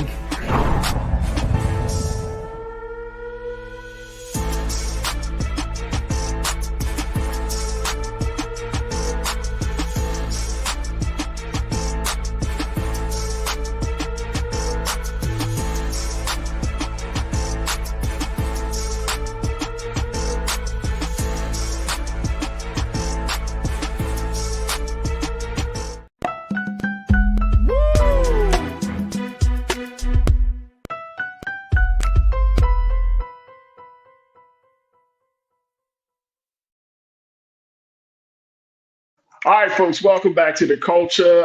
Talking about the new revelation coming from Jada Pinkett Smith, as she revealed that her and Will Smith has actually been separated since 2016, folks. For 7 years, they've been living separately, and they have been living different lives. This is what came from the actress and producer and writer.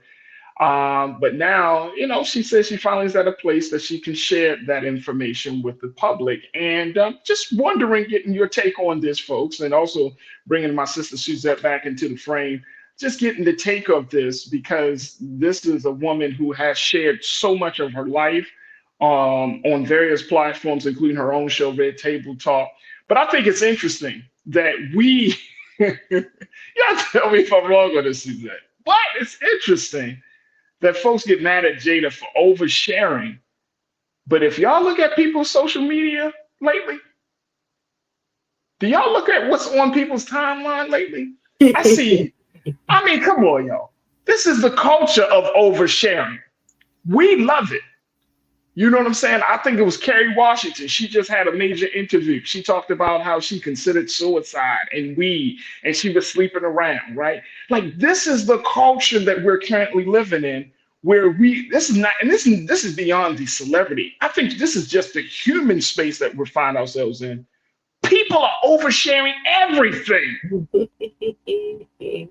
Come on, what is the point? Look, a lot of us go on social media to see what's going on in other people's lives. Come on, yo. Come on. Now nobody likes the oversharing. No, I don't want to know. It's all about business. It's all, you know what I'm saying? I just want to put my information out there. No, you want to know what's going on in your friend's life, your homegirl's life, your man's life. You know what I'm saying? Like, this is the culture of oversharing, right? And Suzette, I swear to you, you and I got to have a part of this conversation. I've been reading this piece from The Atlantic where the writer of this quote of the story has said that entertainment and reality has merged to such a point that everything that we do culturally is from a place of Hollywood. Like, everything is always rooted in being entertained. And currently, social media is such a phenomenon because it's a level of entertainment with reality at the root of it. And that's what I see. I see that people love to see other people's lives play out. Now, that might not be some of our crew members. Some of those crew members might be like, I'm tired of it. But that must mean you don't go on social media, because y'all don't tell me y'all don't entertain. Anytime when Kurt Franklin talked about his situation, people were on it. Every time there's a situation, whether it's a celebrity or a non-celebrity, in time of somebody's life, there's this voyeuristic type of view that we start to take. People want to know about other people's lives. That is our form of entertainment. Nobody can tell me different. You can't tell me differently, Suzette. No, I think there are forces. You mean looking at me like Farajii? No, I don't disagree. I'm just saying that there are forces that are promoting this type of mentality. I agree with you that social media has become such an intrinsic part of our day-to-day lives for those of us who are almost, from just users to literally addicted to it because it was designed for that.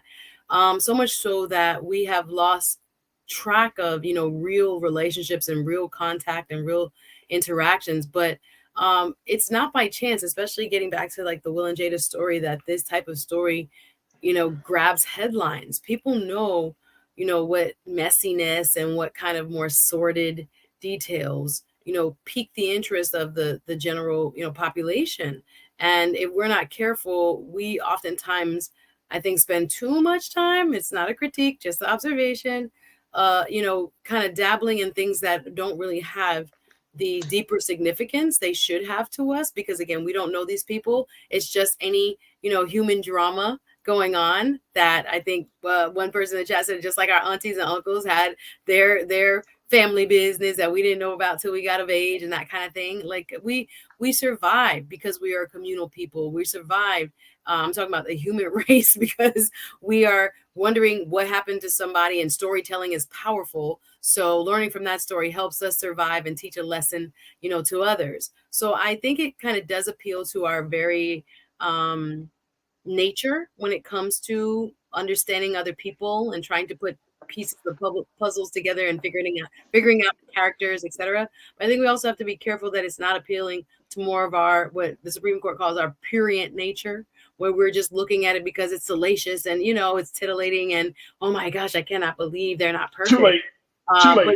But if you're not conscious of that within your own self-awareness, you can start to just ingest that without any kind of thought, any rhyme, any reason, and you're not evolving. You are kind of a consumer, if you will.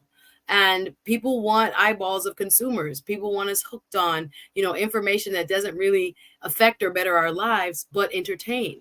And they have been, again, skillfully creating apps, skillfully creating, across social media. It's about Tupac, because people like, you have a husband. In her mind, she's already moved past certain things because they haven't been, living in the same home. So I think it gives us a better idea that, people can define relationships for themselves. But when you're a celebrity, you have a lot more pressure and, again, a lot more dollars.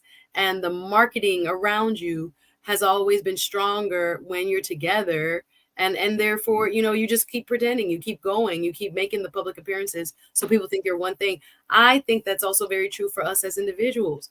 I don't think reality meaning, everyday life. I think it's curated reality. What you want to believe about you or to see about you. I don't believe, and we should not believe everything we see on social media, because clearly you can have the Oscars picture and then the slap comes 2 minutes later, and then the book comes 2 years later telling you, well, we have been together, so that's that. So oftentimes we get kind of caught up. We just have to, I think it can be an escape, but we also have to keep ourselves grounded and know that we need balance, substantive conversation and information to build with, and not to be so consumed and carried away with, again, the frivolity, some would call it, of gossip and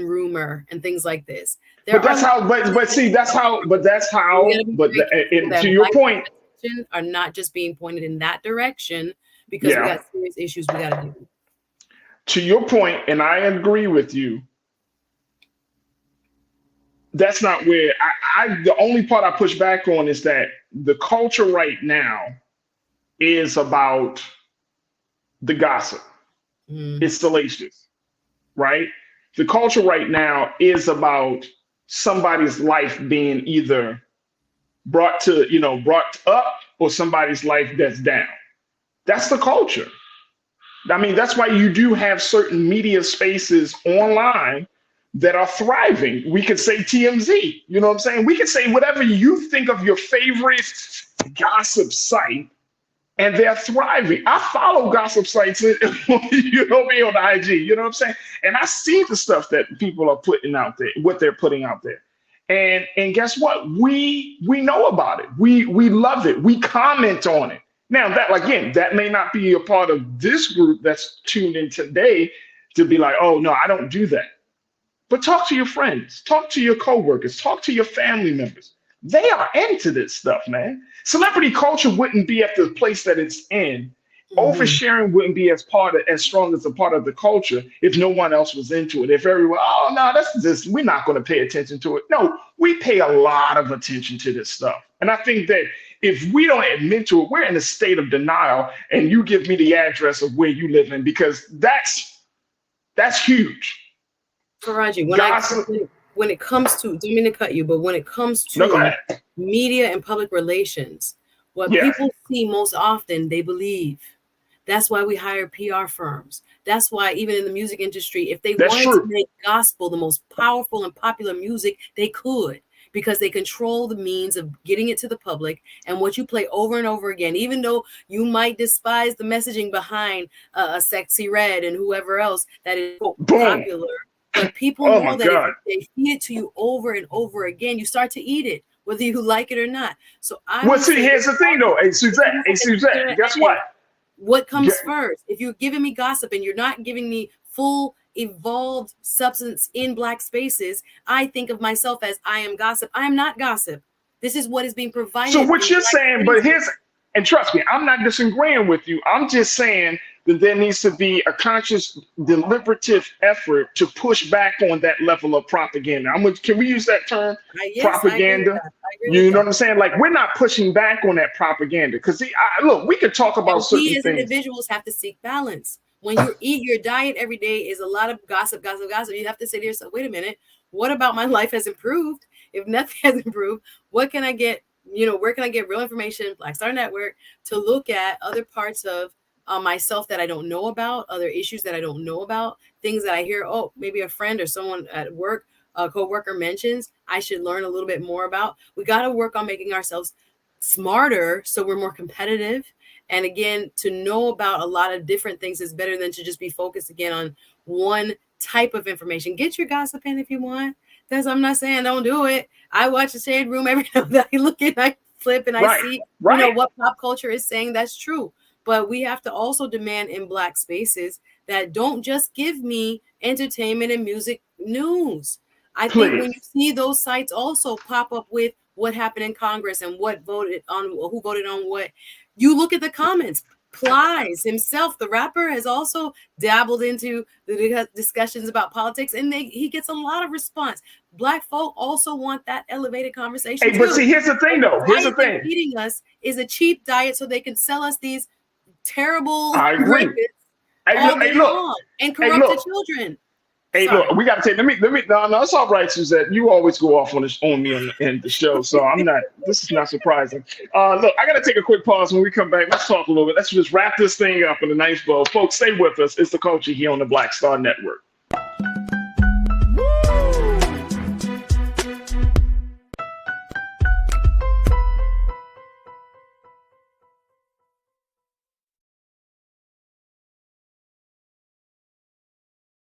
Black Star Network is here.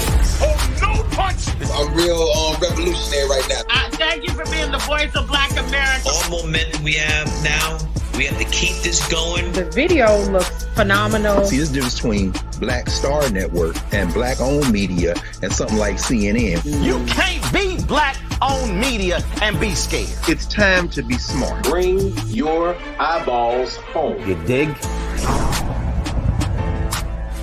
When you talk about Blackness and what happens in Black culture, we're about covering these things that matter to us, speaking to our issues and concerns. This is a genuine people-powered movement. There's a lot of stuff that we're not getting. You get it, and you spread the word. We wish to plead our own cause. Too long have others spoken for us. We cannot tell our own story if we can't pay for it. This is about covering us. Invest in Black-owned media. Your dollars matter. We don't have to keep asking them to cover our stuff. So please support us in what we do, folks. We want to hit 2,000 people, $50 this month, raise $100,000. We're behind 100,000, so we want to hit that. Y'all money makes this possible. Check some money orders. Go to P.O. Box 57196, Washington, D.C. 20037-0196. The Cash App is $RM Unfiltered. PayPal is R Martin Unfiltered. Venmo is RM Unfiltered. Zelle is Roland at RolandSMartin.com.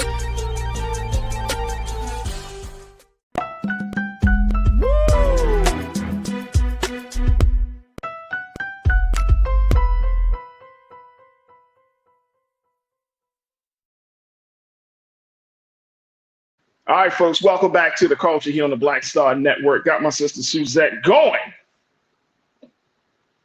I got you going again. I knew this was going to happen because it happens every week.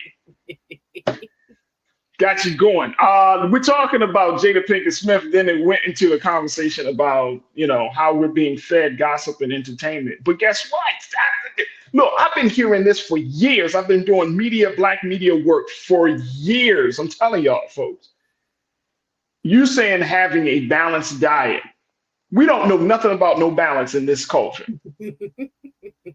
Let's keep it real. Like nobody is pushing. Look, everything that black folks is involved in, I'm saying culturally, it's either a tinge of Hollywood. Like if you are a teacher, you got to be like the teacher. You know what I'm saying? Like if you could be an engineer, you everything is celebrity, is through the eyes of a celebrity culture, right?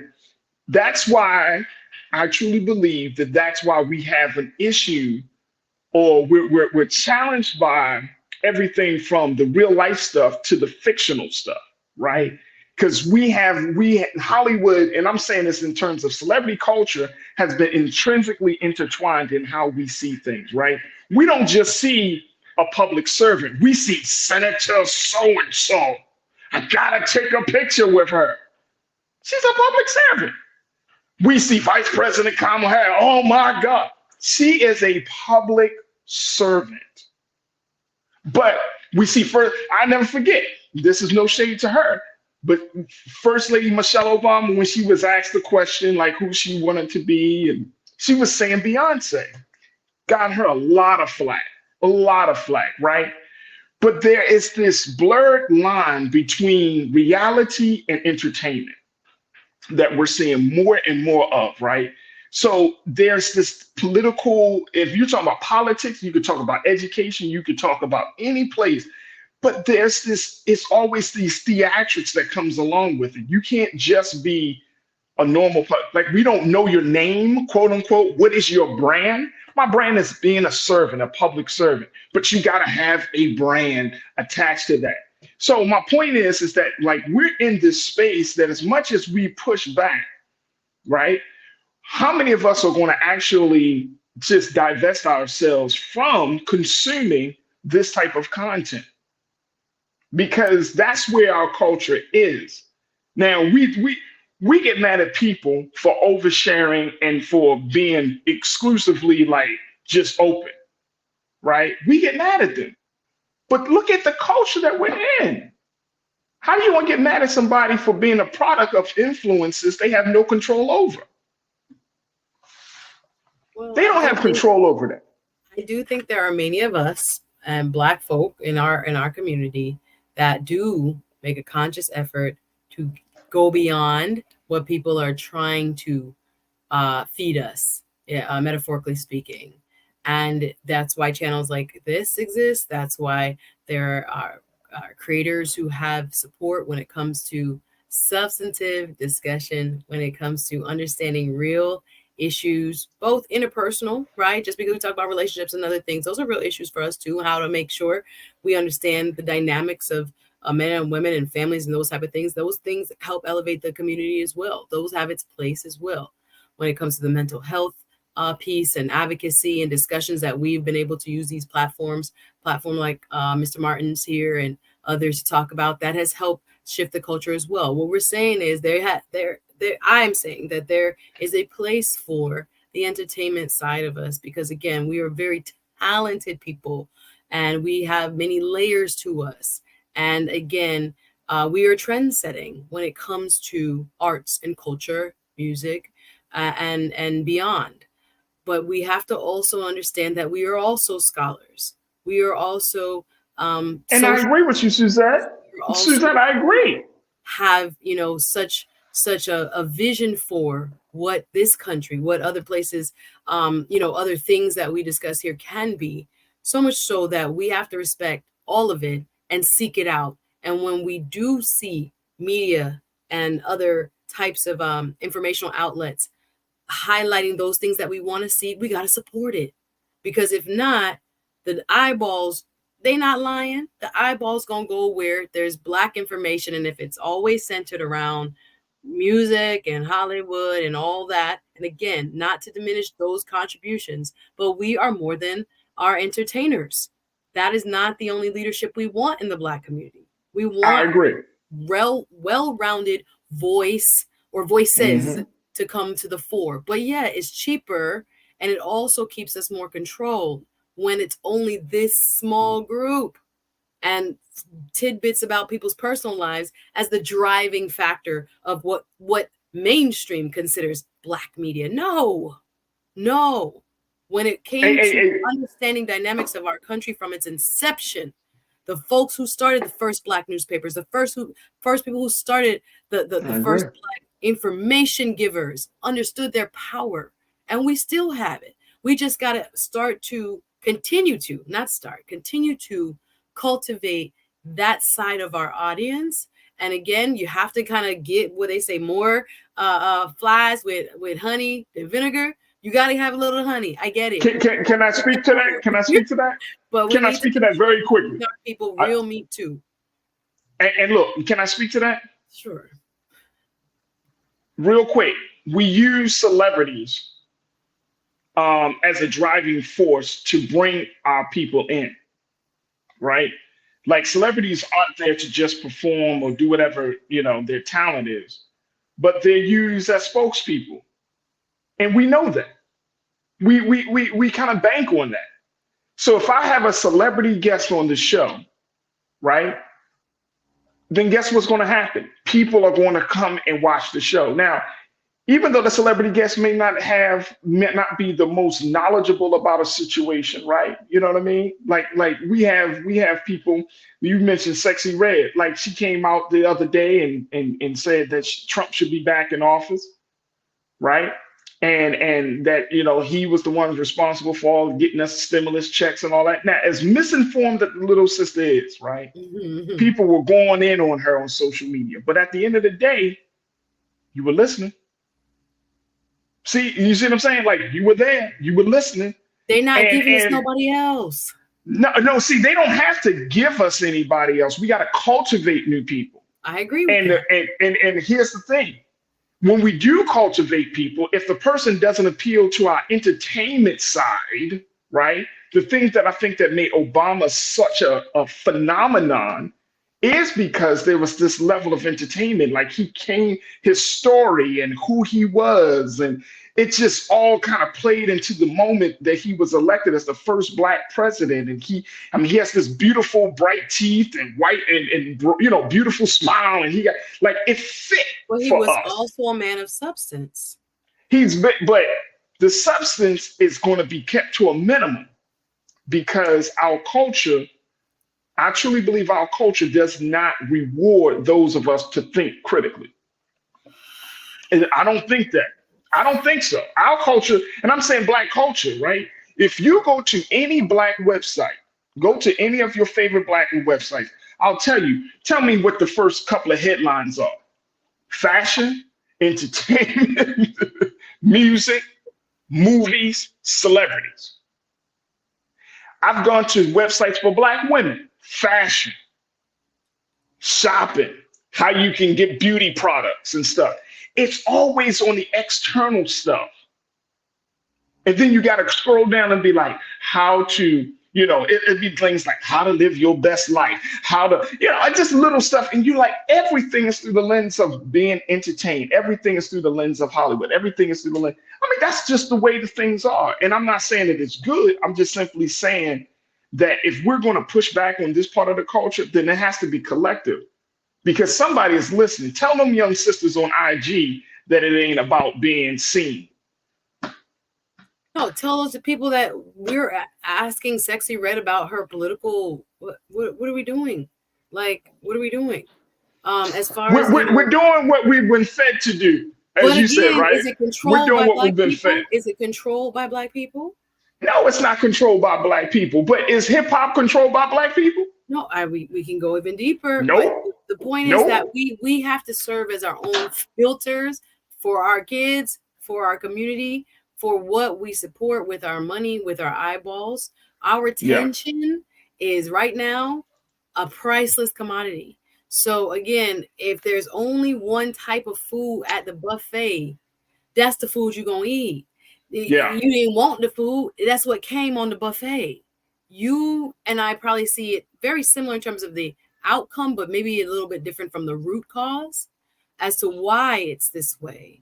But if we cultivated minds from the school-age children up to now to think critically, we would have a very different kind of collective. I agree. So I think you and I are on the same page. Adult now that's sitting in front of his or her phone at 18 and what they're interested in, because they grew up now with, a TikTok kind of generation of understanding that we have 20-second sound bites or less, and people are going to like you or dislike you because of how pretty you are, how you put yourself together. Do they like your outfit? And they're worried about the wrong stuff.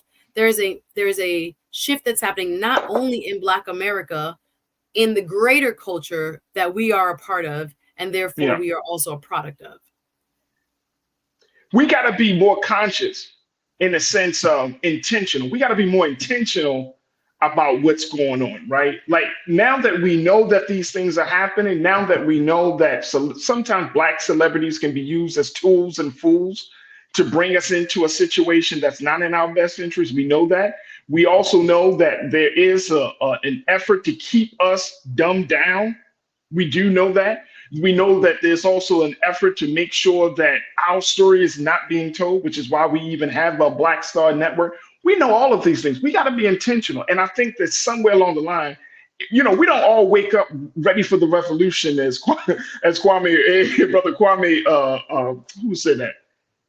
I forgot the brother's name, Brother Stokely Carmichael. He always would answer the phone, ready for the revolution.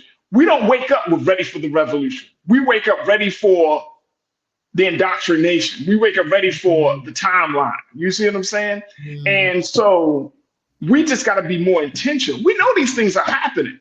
But somewhere along the way, we have told ourselves that we either can't overcome this is too much, or look, all I'm gonna do, man, look, we don't have the patience to go through this process of liberating the mind, the heart, and the spirit from a system. So since we don't have the patience, we like, man, see, ain't nothing Black folks ain't gonna change. I'm gonna just go out here and get money.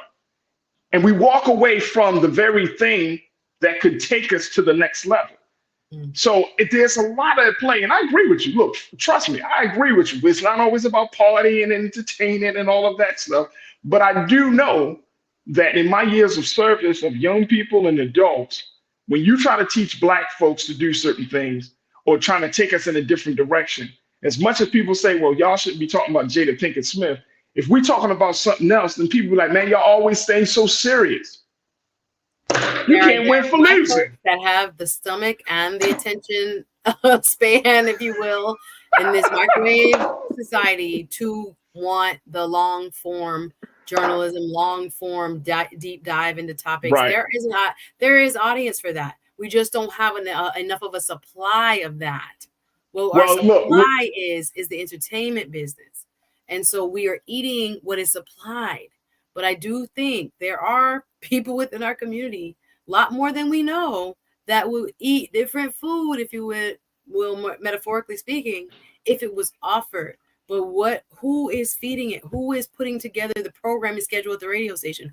Who is putting together, the website? Maybe the websites are Black owned. Maybe they have to do certain stories to get advertising dollars. So the makeup companies can sponsor the website, or the whatever brand of fashion can sponsor. There are so many decisions being made, and what we consume. But I think it's both on a global as well as an individual level. We have to, each person, decide what is important to me, and I'm going to try to seek out and support, either if I can put $1 on it, or if I give my attention to it, write a comment, comment, share, whatever way we can support what is actually substantive, or that we see a deeper reflection of ourselves in, we got to support it. So we can do that on a daily basis. But I just feel like the mass production of this kind of like mindless media is not just a symptom of Black culture. I love it. It's for everybody. And we are also a part of the bigger culture. So we are also suffering as a part of it. But anyway, I know we got to go. We got to go. Hey, Pastor Damon Blissett said, well, we did just have an extended segment on this. Y'all the problem. Y'all don't like it, but y'all the problem. No, we're trying to take it a different direction. But no, people have to realize we have to have balance. We're not saying it's all bad, but we have to have balance. We do have to have balance. My sister Suzette, every time she comes on here, y'all, She brings something, a different energy, a different spirit. I'm feeling her energy today. She ain't playing no games today. Thank you. I Suzette ain't playing no games. Make sure y'all follow her on all social media platforms. Thanks so much. She's not pulling out no BS, y'all. Make sure y'all follow her. Suzette Speaks. She's also follow her, subscribe to her show on YouTube. She does the Suzette Speaks show. She's also on Pantheon, so that support is definitely necessary. And just continue to follow her. She's doing dynamic work, and she's doing her part right there in South Florida. Suzette can be found every Wednesday here on The Culture. Suzette, can't thank you enough. But thank you so much.